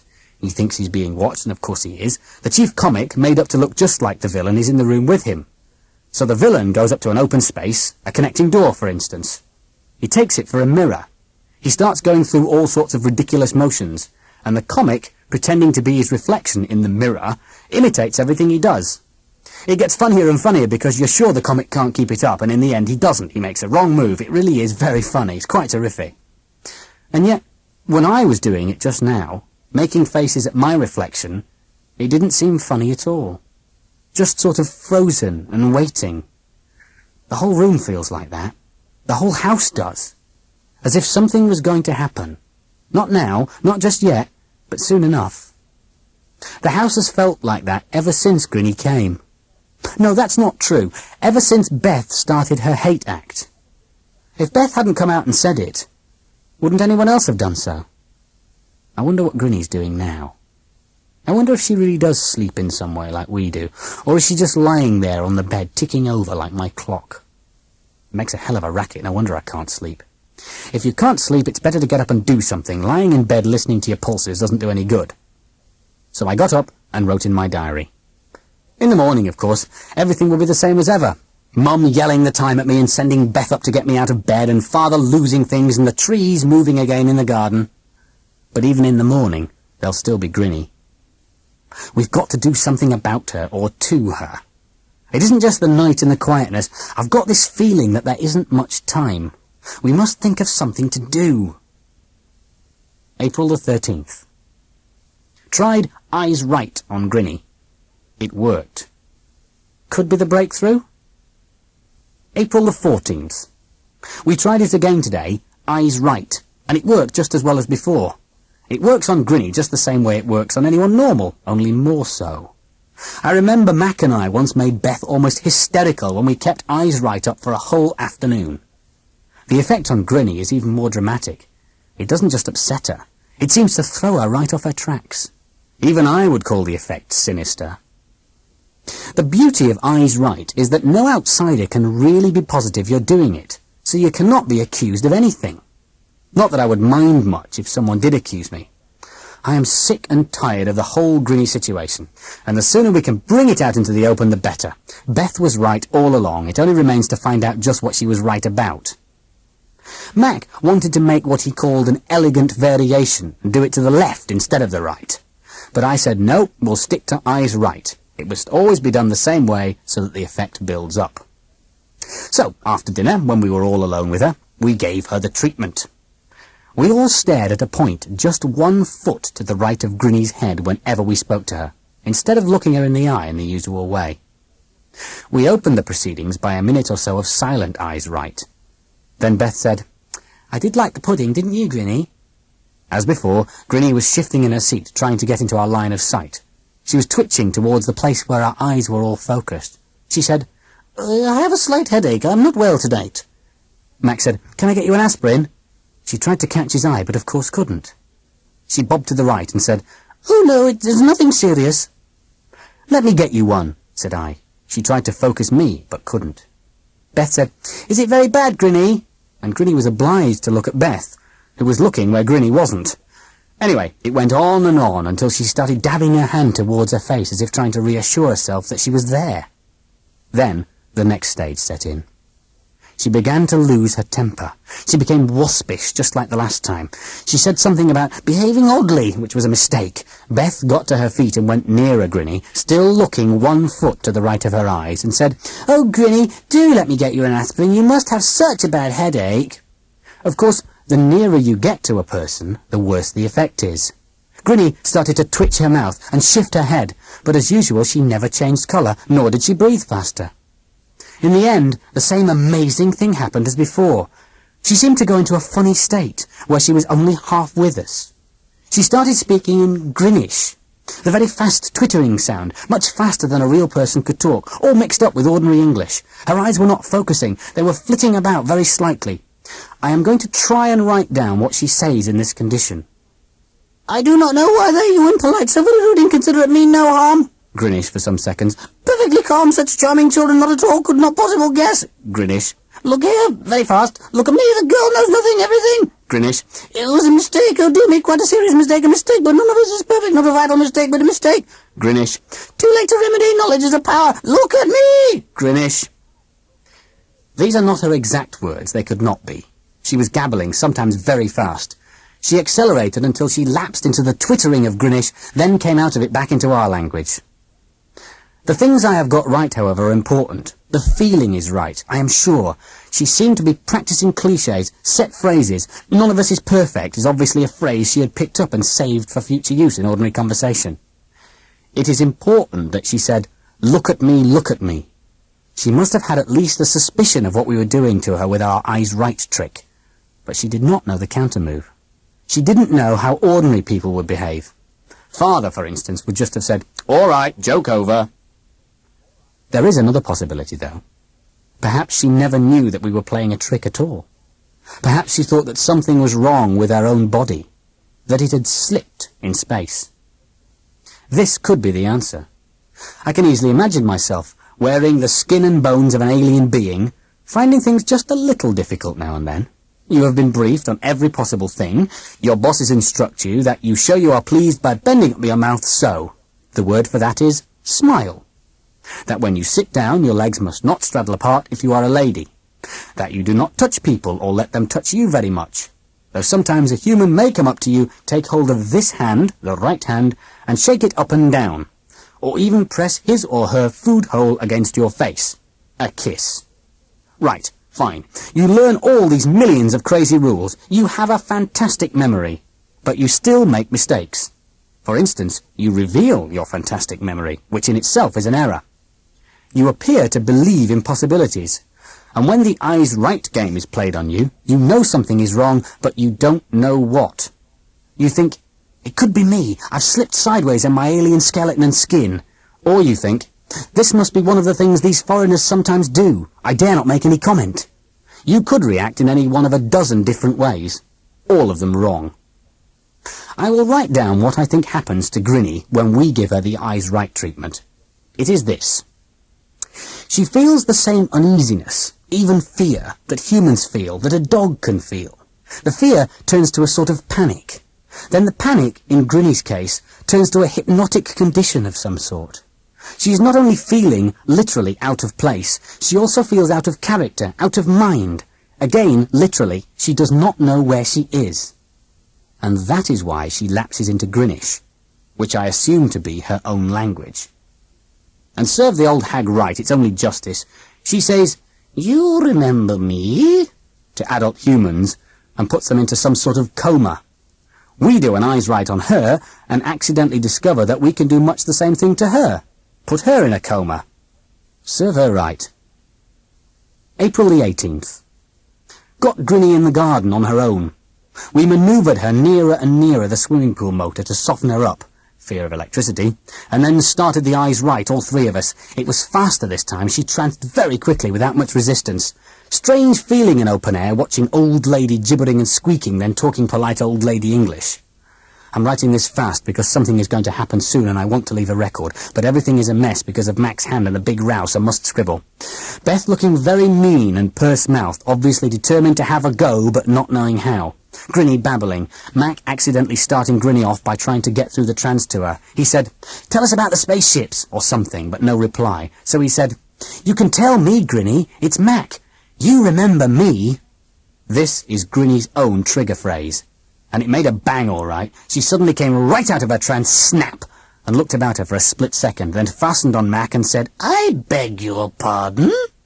Then she reached out her hand and took Mac's hand. He jerked. She seized it. He went white straight away. She must have hurt him. She looked at him with her mouth working but not saying anything, and then at last she said, "It is not polite. It is not polite to. Not polite." While she was saying this, I saw Mac's hand go dead white, the pressure from her horrible little steel claws. He jerked. She let it go for an instant, but then grabbed again and caught his thumb, and he let out a yelp. She was still trying to find something to say. She said, "Most upset, cannot understand," and Mac had tears coming out of his eyes from the pain. I don't think she knew she was putting on so much pressure. He made a sort of snatch, trying to get his thumb away, but she snatched too, and there was a dull click, and Mac screamed and went down on his knees. Then she did let go. She looked puzzled and uncertain. Beth went tearing in, hitting Grinny with fists and screaming and screaming. Mac still on the ground, doubled up, white as a sheet, clutching his hand and saying, "Bloody hell, bloody hell!" Beth's yelling, heard by Mum, who opened a window and shouted for Father. They came out running, and everyone was explaining things at the same time. Father made everyone shut up, turned to Grinny for explanation. She said something about the children teasing, but Beth tore in again. Father lost temper and hauled her away, calling her a brat. If any of us ever behaved like this again, he'd chuck us out of the house. Mac ignored. Nobody knew his thumb was bust yet. Beth turned on Father and screeched, "Why don't you chuck her out? Why is she still here?" She turned to Mum and asked her the same thing. Beseeching is the word. Beth was begging them to get rid of Grinny, but of course they had the old block, the hypnosis or whatever it is. They cannot answer such questions. Grinny has got their minds tied up. All quiet now. Ha-ha, that's a laugh. All quietly murderous. Mac has been driven to doctor, then home, thumb bust. Beth with me, like a caged tigress. Wants to kill Grinny, then parents, then anyone handy. Grinny not giving a damn either way because Father and Mum cannot be reached by us about anything concerning Grinny. No doubt she's doing crossword and looking sweet. After all that twittering, I wonder if... April the 19th. Yesterday's entry ended, I wonder if...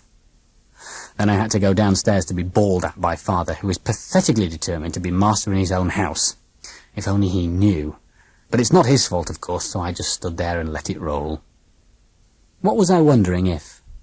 I was wondering if, after all the Grinnish twittering of yesterday, there would be some response from out there, the wild blue yonder. So I rang up poor old Mac, who is in agony. I got my thumb yanked right back once, and I know how it hurts. I asked him if he couldn't sleep during the night, to look out of the window now and then. He took the point at once, but said nothing would happen. I said it might, because things were so obviously coming to a climax, and Grinny might need advice. I set my alarm for 2 in the morning. I woke up when it rang, set it for 3 and went to sleep again. I slept through it though, but luckily woke up at 10 to 4 and set the clock for 4:30. If I had woken up at 3 as planned and set the clock for 4, I would have missed the whole thing. As it was, I could not have timed it better. It was there all right. The sky was cloudy and sometimes you could only see a glow behind cloud. But then the clouds scudded by and I saw it plainly, just the same as before. The same shape, the same lights, the same way of taking up a new position in a sudden instant acceleration rush. The same spacecraft as before. I got out of bed quickly and quietly. I did not need anyone else, of course, except that I was very frightened. I crept down the corridor and got to Grinny's room. When I looked through the keyhole, I could see the glow. I started opening the door, turning the handle a millimetre at a time. Just when I'd got the handle turned, but I was still outside the door, she woke up. Her lighting system dimmed and I heard the bed creak as she sat up. I could just imagine her doing it, straight up from the hips, as if she was hinged in the middle like last time. The difference between the last time and this time was that this time I recognised the sound coming from her mouth, even though I was nowhere near. It wasn't my pulses zizzing and pumping as I had thought the other time. It was her, Grinny, giving out with some Grinnish. She was twittering to the spacecraft, and no doubt it was twittering back at her. Then I heard something I had not expected at all. Her voice speaking in plain English. An old lady's voice, a nice, well-bred old lady's voice saying something very old ladyish. "Quite suitable," she said. "I see little difficulty. The sooner the better." There was a brief pause. I heard some twittering, not Grinny's. It must have been the reply from the spacecraft. It was not the same pitch as hers. Then Grinny said, in a low, calm voice, "You may come in now, Timothy." April the 19th. Continued. I am doing this on my typewriter, as there is so much to write and typing is faster. I am taking several carbons and will think later on about where to send them, although I don't suppose it will do the least good. Which is just what Grinny thinks. "You may come in now, Timothy," she said. So I went in, or tottered in. I could not stop myself shaking.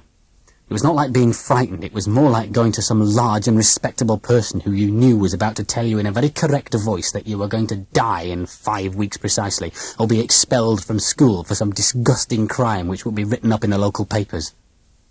She switched on the little light, settled back on her pillows and said, "You can sit on the edge of my bed if you wish. Are you cold?" I said, "No." She said, "Neither am I. I do not suffer from heat or cold or toothache or any such things, as I think you know. Even if you break my wrist, I feel no pain, and it mends itself almost instantly, which is most convenient." I said, "Mac feels pain. You broke his thumb." She said, "You sound upset. If you like, you may break a finger of mine, for Mac." She held out her old hand with the fingers spread. "Any finger," she said. I made some sound or other and flinched back from her. She said, "You are afraid, and quite rightly. It is quite correct that you should be afraid, quite in order. You must not mind, Timothy. You must get used to it. Indeed you must. The strangeness of it all. You must accustom yourself to it." She still had her hand stretched out. Then she took hold of one of her fingers with the other hand and gave a sudden twist. The finger she broke just split open. The skin parted and it split open. The finger was twisted and was all out of line with the other fingers. There were little metal bones inside the split skin, and some of them stuck out glinting. I thought I was going to be sick and was floundering about rather. She soon put a stop to that, however. She said, "There! You must accustom yourself to it. It is a fact of life, Timothy. I am a new fact of all human life." I was still trying to edge away, but she grabbed my wrist with her hand, the one with the broken finger, and pulled me towards her. Her hand was like a steel vice with plastic jaws. Its power was awful and unbelievable. She twisted her hand and my wrist so that the broken finger was right in front of my face, and I was staring at it. "Tell me when you are used to it," she said. I said, all right, I'm used to it." And she let me go. I wish my voice had sounded different. "Better soon," she said, almost coyly, looking at her finger. I could not look. "Poor Mac," she said. "That was an accident. You children were very naughty, and I found your game most confusing, looking at me like that, or rather not looking at me. But there we are, boys will be boys. That is one of your sayings, is it not? It is, isn't it? You must speak when you are spoken to, Timothy." I said, "Yes." "Consider my position," she went on. "Think of the difficulties imprisoned in this ridiculous artificial body of mine, even more ridiculous if it were real. One must not think of oneself. Your difficulties, too, are considerable. I would not like to be a human, Timothy, really I would not." "I wouldn't like to be you," I said. I wanted to sound defiant, but it came out wrong, sullen. "A new fact of all human life," she said. "This is what you have to face. Things are going to change, Timothy. Change soon, change a great deal. You must accustom yourself. You are young and therefore adaptable." "What about my parents?" "They will find a part to play when things have changed, but they will not be aware of the change, Timothy. That is the important difference. You will know, they will not. But I think you have guessed that." "You got it. You hypnotized them. Why not us?" "See if you can guess," she said. Again, her voice had that horrible flirty ring to it, the tone of voice you heard when respectable old ladies try to wheedle shop assistants. Perhaps she did not mean her voice to sound that way, but it did, and it made everything worse. Anyhow, she asked me to guess the reason, and I replied, "I suppose you thought the children were too stupid to do you any harm, to put up a fight." She said, "Yes, that was among the reasons, Timothy. Among them. After all, it is very difficult for the young. One hardly expects grown people to listen to the arguments of children, let alone allow children to influence grown-up policies and actions." She left a long, questioning pause, and I felt I was supposed to say something. I said, "Well, what are the other reasons?" She replied, "I think you have guessed them, for you are quite intelligent. No, very intelligent. Far more intelligent than I would have supposed. Very intelligent." I said, "Thank you kindly, Ma'am," trying to be sarcastic, but of course this was above her head and she took no notice. "The most important reason," she went on, "is this. When one tries an experiment, one must have what you people might call a control. That is, a thing unaffected by the conditions created by the experiment itself. For instance, Timothy, if I were to enter your classroom at school and say to the teacher, 'Carry on as usual, take no notice of me, I am merely a visiting inspector,' the mere fact of my presence would be enough to ensure that the teachers and pupils could not carry on as usual." "So if you hypnotized everyone, adults and children alike, you'd never know how humans really do behave," I said, but I was thinking about something else. "Quite so. We left the children alone. First, because we thought they could do nothing to obstruct us, and second, because we had to have free, natural, unaltered actions and responses to observe." "Responses to what?" I said. I was still not really listening. I was thinking hard. "Oh, to anything at all, everything. After all, a human being is a human being, whether it is age 6 or 60. "So we're all the same, are we?" I said. "Oh, certainly not," she said.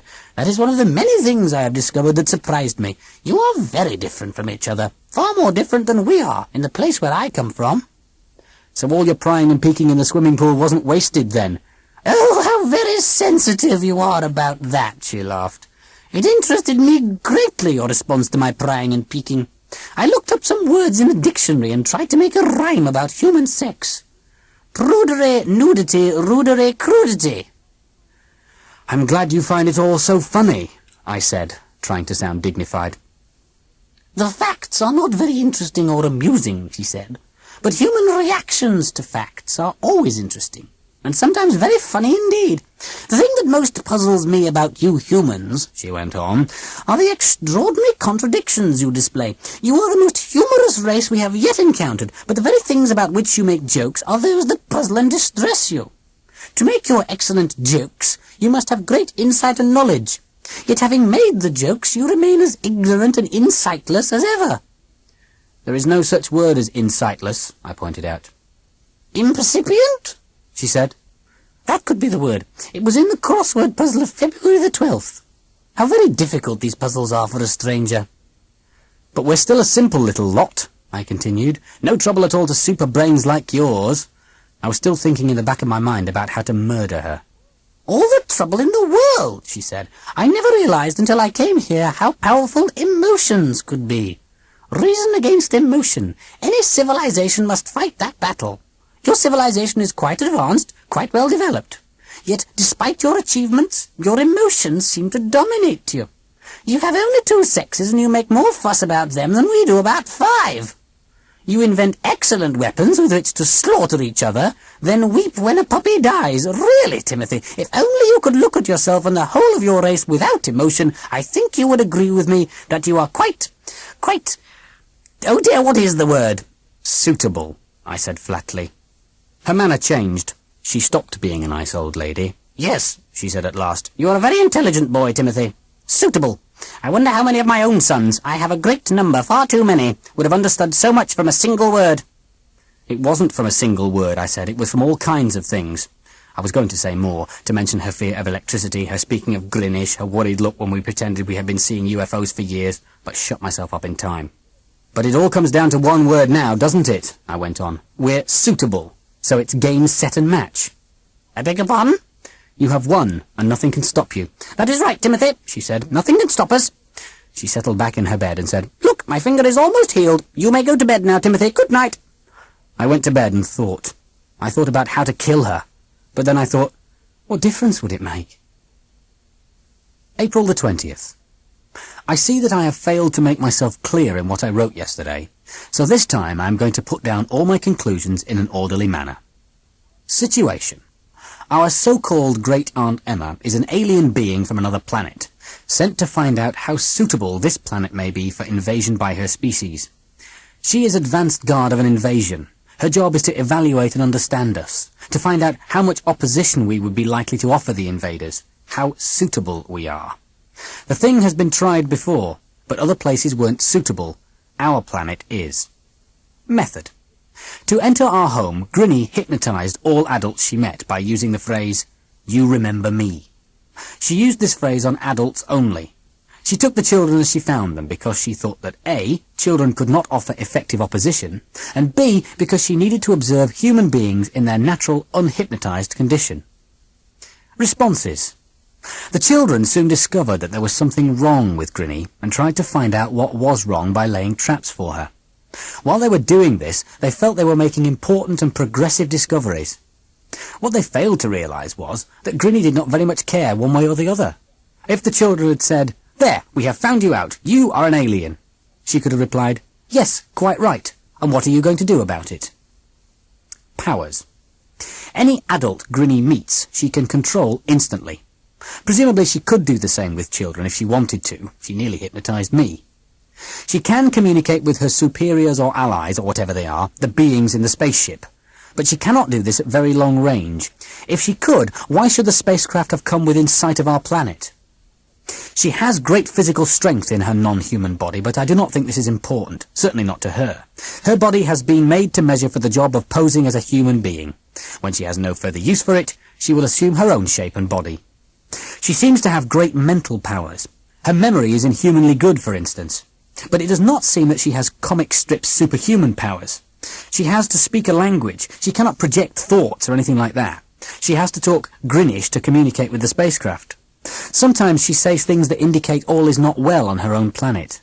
She told me that she had far too many children, for instance. I suppose you could say she's capable of being indiscreet, but then she is so sure of her powers and the powers of her race that she feels free to say anything she chooses. I do not know what powers she and her race can bring to bear on us. If her race is capable of equipping Grinny with such a good human body, they can probably make anything they need in the way of weapons. We could never construct a great Aunt Emma, a walking, talking, cigarette-smoking machine. They can, so presumably they've got the technology to invade us. Weaknesses. Grinny has quite often made mistakes. She even has built-in mistakes. No human smell, skin cannot change colour, many gaps in her programming or education about Earth things and ways. But as I have said, these mistakes cannot be of importance to her or her race. Probabilities. She told her contacts in the spacecraft that we are suitable for invasion. She told me that we humans have got to come to terms with the new facts of human life. In other words, with the things the invaders will do to us. She was not at all upset when I overheard this. So presumably, the invasion will come soon. April the 22nd. This evening, the showdown came. She started it as much as we did, but we were perfectly willing for it to happen. It was about 9 o'clock. The parents were watching the news on TV in the little sitting room, and we were all alone with Grinny. She sat in the big armchair, and we were sitting about uneasily, waiting for things to start. She said, "Well, the time, the place, and the loved ones all together. Do you know, Timothy, I think one could conduct the whole range of human affairs solely at the level of quotations. What a wordy lot you humans are." "That was a misquotation," I said. "Oh, I know, it should be loved one, the singular, not the plural." "What immortal hand or eye could frame thy fearful symmetry?" said Mac. He had been doing Blake at school. "That's very apt, Mac," Grinny said. "William Blake, isn't it? You are referring to monstrous old me, of course. Well, I cannot pretend to be symmetrical, but I admit to being rather fearful, and also fearless, quite fearless. For what have I to fear from you children?" None of us could think of anything to say. "We mustn't waste time, must we?" she said. "I'm sure you are all bursting with questions. What is going to happen? When? Where? What will it be like when it has happened? Do feel free to ask anything you wish." "Why don't you go away and leave us alone, you beastly old witch?" burst out Beth. "A good beginning," said Grinny. "Why won't we leave you alone?" "Because we need the space, my dear. Your space. And your amenities. Your foods, minerals, water, lands, everything. Yours is by far the nicest planet we have seen. Ours is quite horrid. Rather as yours will become not so many years from now, when you are all standing on each other's shoulders. But we will not permit that situation to arise, of course. You see, Beth, you have come to the end of your time. You humans have had a very long history, far too long. You have done too much, made too many mistakes. While on your infinitely superior planet," Mac interrupted. He was twitching with anger. "But it isn't infinitely superior," said Grinny. "As I say, it is quite horrid. Our problem is just the same as yours. Overdevelopment and much too large a population. The difference is that we can do something about it and you cannot." "When you invade us, what happens to us?" I asked. "What happened to the peoples we invaded in the past?" said Grinny. "They went to the wall." What a strange expression. What wall? "They served their new masters and were punished if they did not serve well enough. They were allowed to continue living if their lives were useful. The majority accepted their conquerors, as I hope you will, but those who caused trouble were punished or removed. I trust you children will not grow up to be troublemakers." "We won't be allowed to be troublemakers," I said. "You'll hypnotize us all, or whatever it is." "Certainly not!" exclaimed Grinny. She sounded quite shocked. "That would be folly. How could mere robots, people living in a trance, learn to serve us as we wish to be served?" "Oh, no, Timothy. The adults, yes, they will be hypnotized, just like your mother and father. They are past training, they hardly matter. It is merely a matter of keeping them quiet for a while.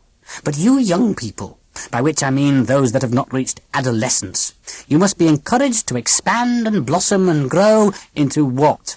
said Mac. "Into truly efficient servants. Servants with their own will and intelligence and ability to learn and even invent. But servants who can be formed in the necessary pattern, the pattern we require." "It sounds lovely," said Mac, staring at her. "Just lovely." "If you mean that, but of course you don't, you are greatly mistaken," said Grinny. We will need a great number of things in a very short space of time if we are to survive on your planet. Our own resources will be quite inadequate. Even our machines will not be enough to build what we need. So it will be up to you humans for the first 100 years or so. 2 generations, say. 1.5, Mac said rudely. A human life is 70 years and 10. That's a quotation. Grinny looked at him for a moment or two and said, A human life will be 20 years from now on. You may quote me.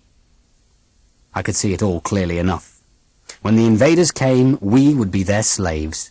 Little children would be educated to serve. Older children would begin doing their work as soon as they were strong enough. An adult would work until he dropped at the age of 40 or so. And if he didn't drop, he would be done away with. There would be no place for aging humans under the new order. No place for the sick, the weak, or the brain workers. No place for my own mother and father. Beth had not understood all this. She was looking from Grinny to me and Mac with wide, worried eyes. Her face was twisted with fear and hatred into an expression that came out as sheer spite. She got up from a cushion on the floor where she had been sitting and said, I'm going to bed. Good night, Mac. Good night, Tim. She walked over to Grinny in the big chair and said, Good night, dear Grinny Granny. Then she slapped Grinny as hard as she could, right in the face. There was complete silence until Mum spoke. We hadn't noticed her. She'd been standing in the door with a cup of coffee in her hand.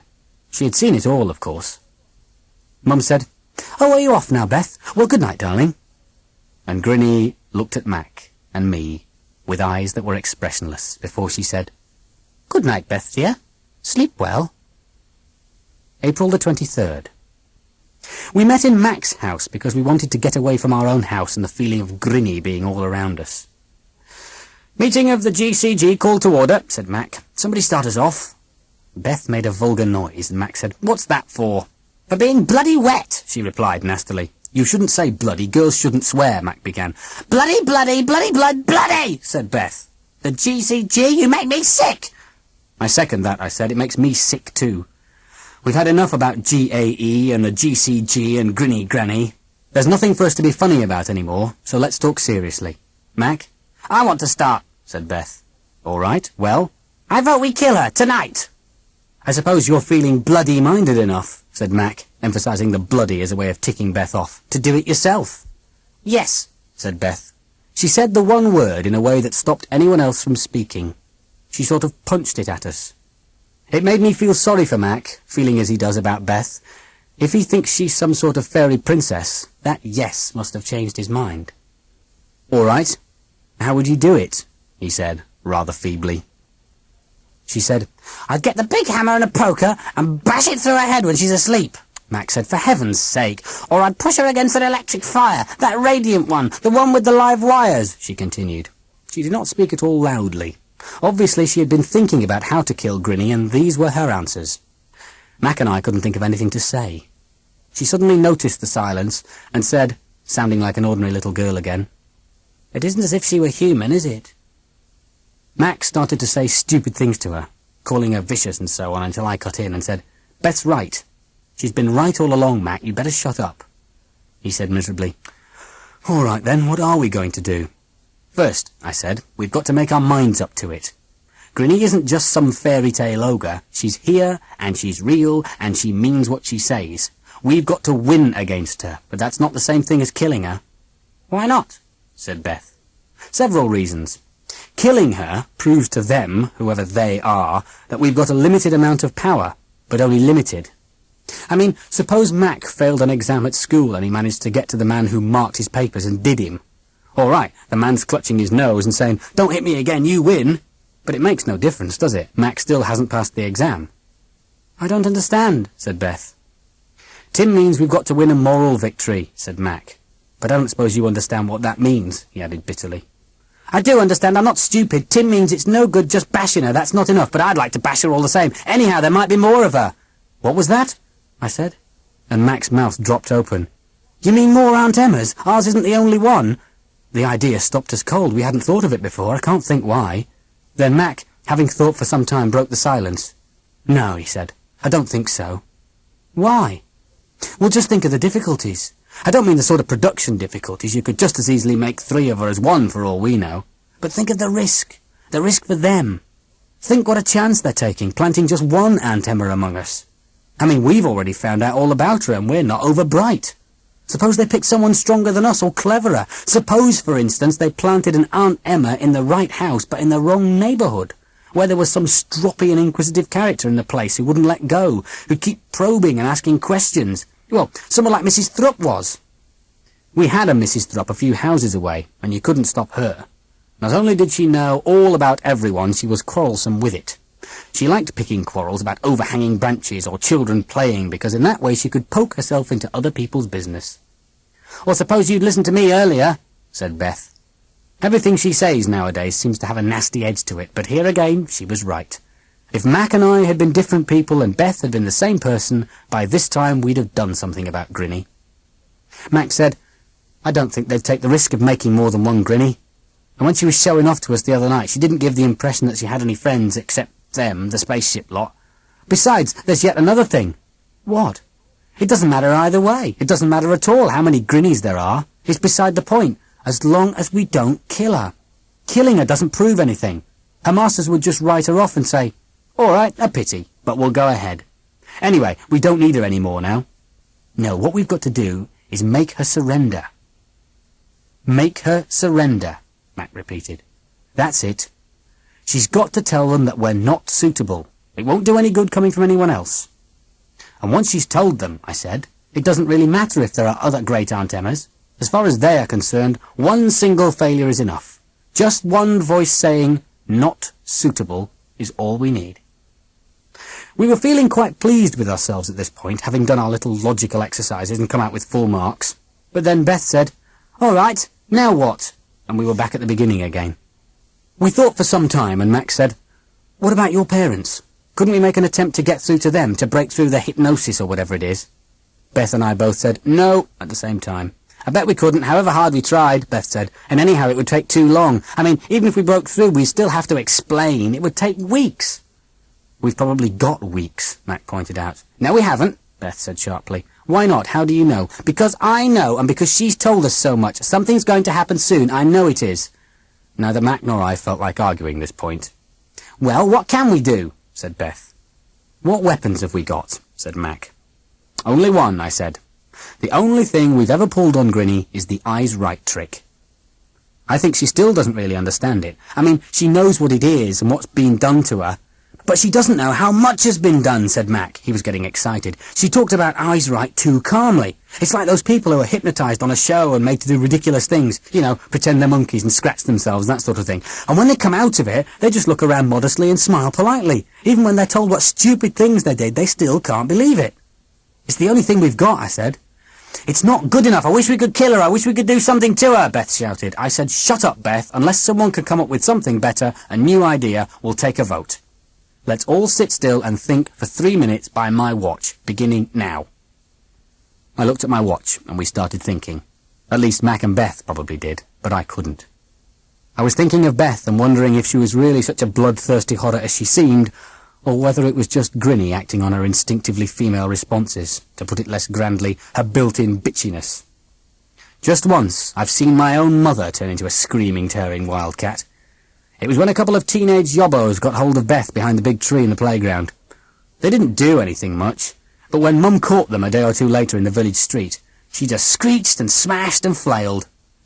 No man could have acted like that, let alone sounded like it. You'd have thought she was mad, but she was right. I thought Beth mad, but she'd been right. Before the 3 minutes was up, Max said, "It's obvious. Eyes right, emotions, electricity. They're our weapons. Any argument?" "No," I said.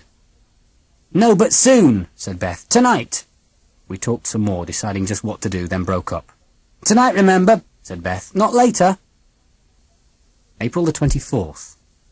Grinny again in the big chair, holding court, telling us about the new order, another instalment of the same nightmare. We gave her the eyes right treatment. She said, "Yes, well, this is very amusing, but rather naughty of you. I have endured a lot of teasing from you children, all kinds of mischief and tricks. I don't know if it has occurred to you that I may have 1 or 2 tricks of my own." She pulled something out of her handbag. It looked like a large, smooth pocket torch. She held it in her hand. I think it was this torch thing that started Beth off. We had agreed to push emotions at Grinny as hard as we could go, as well as giving her the eyes right. We had even agreed, in a silly sort of way, what emotions each of us would try to project. Beth simply said, hate. The trouble was that apart from Beth, we were beyond emotion. Mac and I agreed that we both felt merely sick. Sick with fear, sick with worry, sick with tiredness.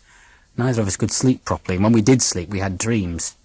Perhaps it would have been different if we had known just when the thing was going to happen, just when the spaceship would land, just what the invaders would look like.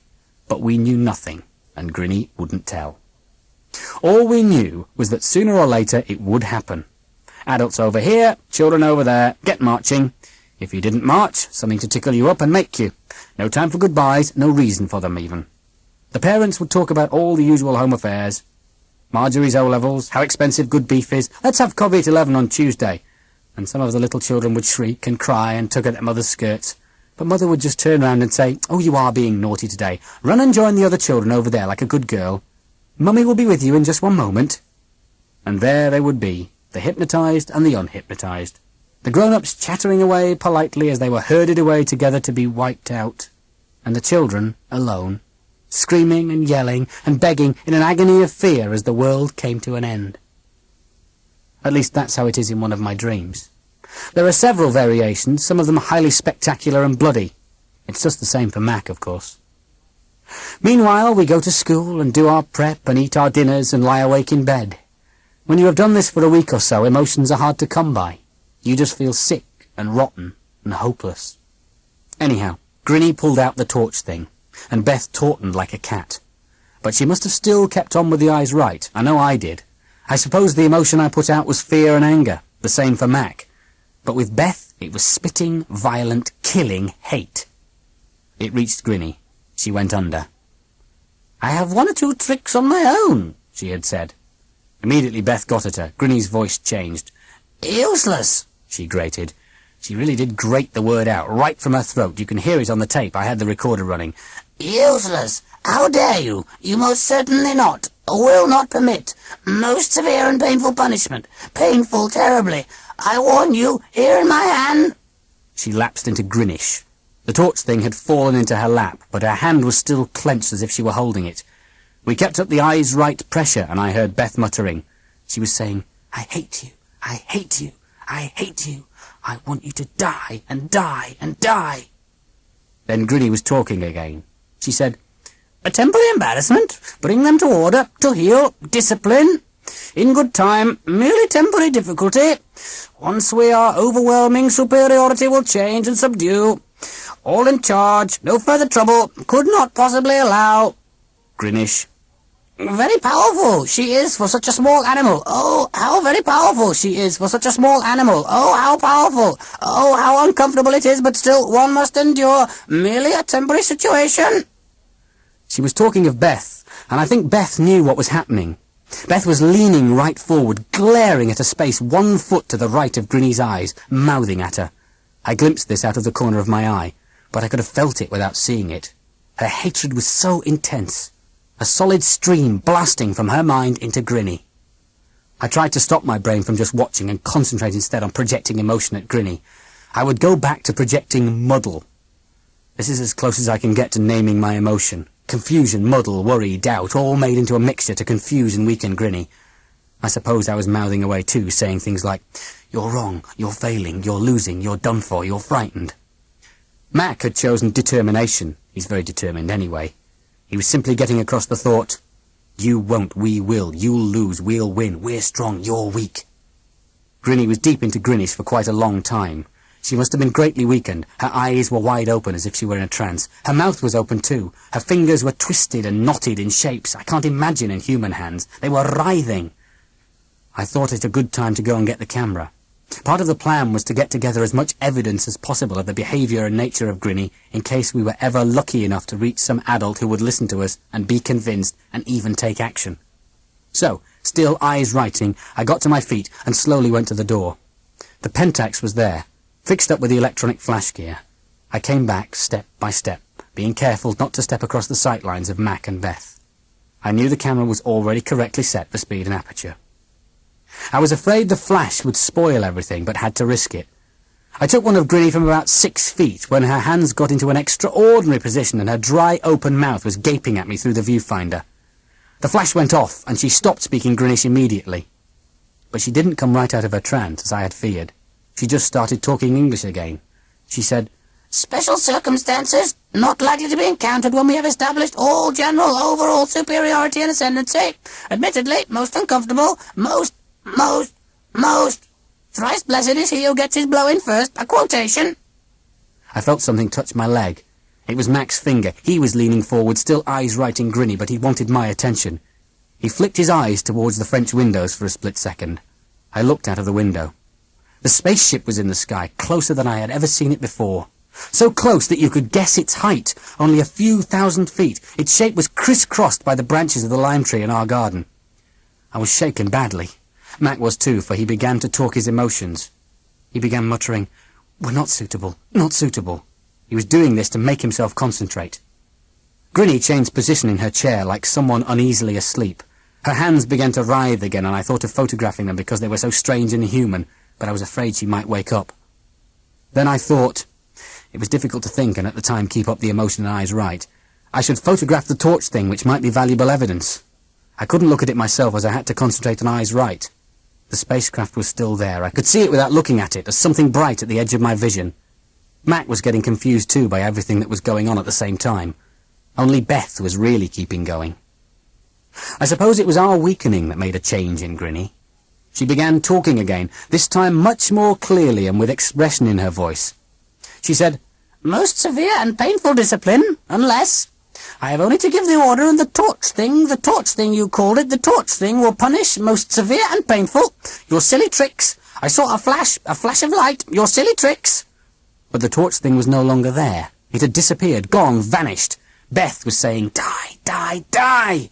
Max said, "No, you won't, no, you won't. We are not suitable, not suitable." And I was saying, or thinking, or both, the same thing as Mac. Not suitable, not suitable.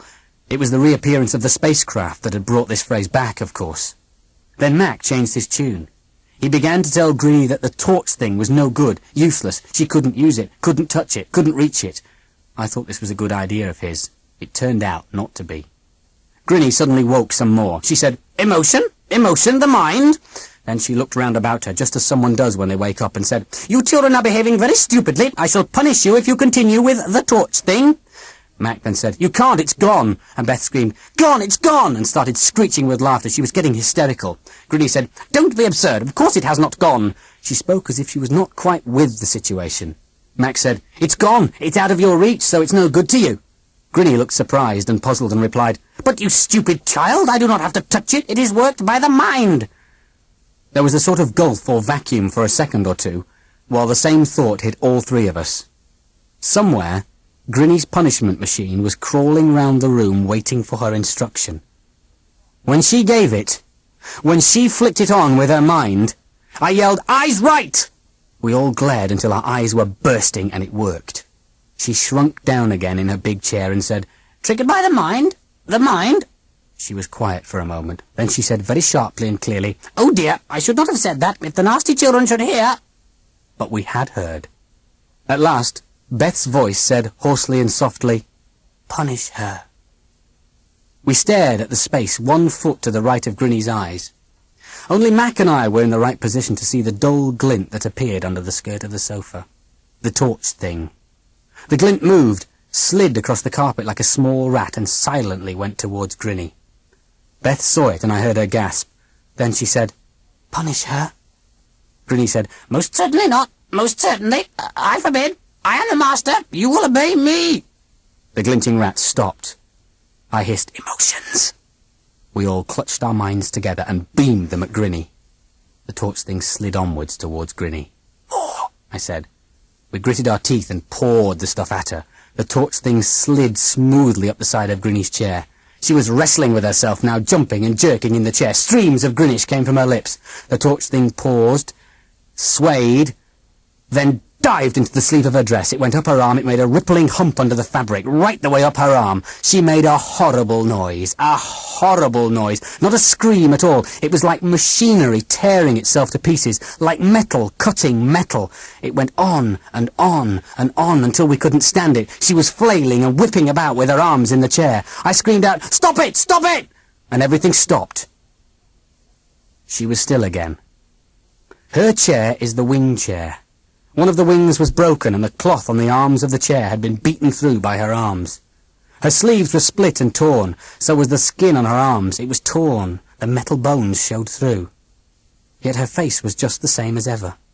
The slight grin was still playing round her mouth. Her eyes were steady. Her skin was neither pale nor red. She said, "Please, don't do it again. Please don't do it again. You now are afraid I am of electricity." Max said, "Electricity?" "Blood," she said. "Some humans are afraid of blood, are they not? The life fluid, I am like them, afraid of the life fluid." Her voice sounded so ordinary and old ladyish and unstrained. "You would not be so cruel," she said. Then she repeated it, giving her voice human stress and emotions. "You would not be so cruel." Max said, "What do you mean, electricity?" I said, "The torch thing punished her with electricity, and she's afraid of electricity like some people, human people, are afraid of blood. Electricity is their life fluid, just like blood. Is that right?" She said, "Yes. Please, please don't do it again." Max said, "You admit that we win?" Grinny replied, Yes, anything you like, just don't do it again." "You admit our minds, our emotions beat yours?" I said. "Oh, yes, yes." She was grinning politely. Beth said, "I hate her, don't trust her." I started to remove the flash head from the electronic flash. When you do this, you expose a 3-pin socket. You can put a variety of flash leads into the body. I took the extension lead and threw it to Mac. He always carries a penknife. I said, "Strip off the ends, Mac." He began to bare the wires. Grinny said, "What are you doing?" "We're not suitable, Grinny," I told her. "Not suitable at all. We are not going to be invaded." "No, of course not," she said. "What are you doing?" "Do you know what Grinnish is, Grinny?" "No, what are you doing?" "Grinnish is the language you speak when you talk to the thing out there." I pointed out of the French windows. The spacecraft was no longer visible, but that made no difference. She knew what I meant. "You're going to speak Grinnish, Aunt Emma. Now. You are going to tell your people that we are not suitable, now or ever." She began to knot her fingers and shift in the chair. Max said, "Catch!" He threw the lead to me. I pushed the plug in. The 3 wires coming from it had shiny, raw ends. I opened my hand and held it palm out towards Grinny. Then I put the 3 raw ends in my palm and closed my fingers over them. "If I pressed the button now, I'd get a shock," I told her. "Lots of volts. I don't know how much voltage that thing points out," I pointed to the torch thing, "but I'll bet this compares quite well, and it isn't controlled by the mind, it's controlled by a little red button." I showed her the button. She said, "No, please." "So if I put these wires in your hand, Grinny," I went on, "and if I tell Mac to press the red button, you'll get a shock of electricity, and there is nothing you can do to stop it. If you try to hypnotize us, you'll be too slow. If you get the torch thing going, you'll be too slow. If you blow the whole world up, you'll be too slow. Mac will still press the red button." She said, "You mustn't, you mustn't." "Say something in Grinnish, Aunt Emma," I said. I can't think of anything." "Say, the rain in Spain stays mainly in the plain. It's a quotation." "I can't, there's no word for Spain." I went over to her and said, "Give me your hand." She held it out. I looped the wires over her middle fingers and twisted them tight. "Say it," I told her. "And when you come to Spain, say that in English." I caught Mac's eye and nodded towards the tape recorder. He went over to it. She looked at me with her emotionless eyes and said, "All right." And there was a split-second burst of Grinnish. Again. Another burst. Again. A third burst. "Play it back on the slowest speed, Mac." He played it back. Even on the slow speed, it was impossible to catch the syllables, but one thing was certain. The 3 bursts of sound were identical, and in each there was the spitting sound that could have meant Spain. "We're not suitable," said Beth. "Make her say that. Make her say it." "But I cannot possibly say it," said Grinny. Her voice was loud and passionate. She must have concentrated hard to get so much human feeling into it. "They will be angry, very angry." "Make her," said Beth. She jumped up and gave the wire a little tug so that Grinny's finger jerked. "Make her!" I said to Grinny, "You better tell them." She said, "But I can't, I dare not." "Tell them we are not suitable. Tell them we have weapons they can't defend themselves against. Tell them our planet won't be invaded." "They will punish me." "Do it!" She spoke Grinnish for perhaps a second. "Again, tell them again." She talked Grinnish again, then she said, "Please take the wire off my finger. I have told them, I really have." "How am I to know that?" "I could make the spacecraft appear again. That would prove I have been talking to them." "Give them the message for the third time and make the spacecraft appear as well, but only for a short time. Make it appear for 3 seconds. "Then will you take the wire off?" I said yes, and she said words in Grinnish. Almost at once the spacecraft appeared. Mac and Beth ran to the window to look at it, but I stayed by Grinny and said, "I want to ask you questions about your planet and what you were planning to do to us, and about the torch thing." She said, "Oh, I forgot it. Oh!" She leapt to her feet and clumsily ran round the room, searching for the torch thing. She kept saying, "Oh! Oh!" in a metallic squawk. It almost sounded like an electronic signal, not a human cry of fear. But then she said, in a human voice, "I can't think! How can I control it if I can't think?" I understood what she meant. She meant that she had no control over the torch thing. Her mind was too hysterical to give it orders. She stopped darting about for a moment to grip me with her terrible little steel hand and said, "You children! Think at it! Stop it! Stop it! You must stop it! They will turn it on me!" But even as she spoke, I saw the torch thing. It was behind her. It slid fast across the carpet, then leapt at her hand. I saw it on her hand like a big metal leech, but only for a split second, for she started running, staggering, blundering round the room. She crashed into the standard lamp and it went down. There was a flash from the socket as something fused, and the room was suddenly almost dark. Then she was on the floor, and there was the metal cutting noise again, and her screams, but they stopped just as they were becoming unbearable. I couldn't see much of what was happening, and what I could see I could hardly believe. She seemed to be tearing herself to pieces. You could see fragments of cloth and patches of her skin and the glinting metal of her bones. There was a sort of drumming noise. It was her heels and elbows on the floor. Beth was screaming, "I don't care, I'm glad!" and sobbing and shuddering. Her eyes were completely round, and she was staring and grinning on the floor, still hating her. I thought she shouldn't be watching, and I put my arm round her, trying to push her head into my chest so she couldn't see, but she just clawed my arm aside and went on looking. Mac was trying to get the lights to work. I'm glad he failed. And then all the noise and the flailing motion stopped. There was just a small, dragging, scraping sound. It was one of her arms. It was separated from her body. It was being pulled towards the French windows by the torch thing. It went on like this, on and on. We three just stood there, cold with horror, while she was dismembered. The limbs and bits of machinery weren't so bad. It was the clothing that made you feel sick. Old ladies' clothes. Human clothes, with some busy, vile, alien machine inside them, making them heave and twitch and bulge as it cut and ripped. The torch thing was as busy and as unstoppable as a rat, never pausing from its nibblings and humped-up scurryings and lunges and tugs. At last it had finished. What had been Great Aunt Emma was a pile of rubbish outside the French windows. It was Mac who opened them. I'd never have found the courage to get so near the horrors on the floor. Only one thing remained, gleaming on the carpet. A beautiful and elaborate metallic latticework cage about the size of a football, trailing filaments of metal thread like gold and silver hairs. Spiderweb hairs like gossamer. No wonder she'd been so frightened of our coarse electricity.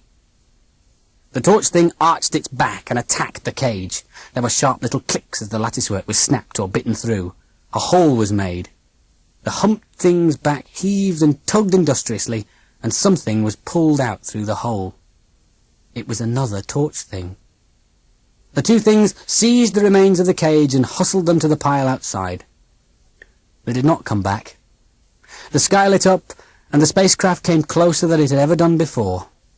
I suppose the craft picked up the two torch things, and I suppose one of them was Great Aunt Emma. That was Grinny by Nicholas Fisk. Read by Andy Crane.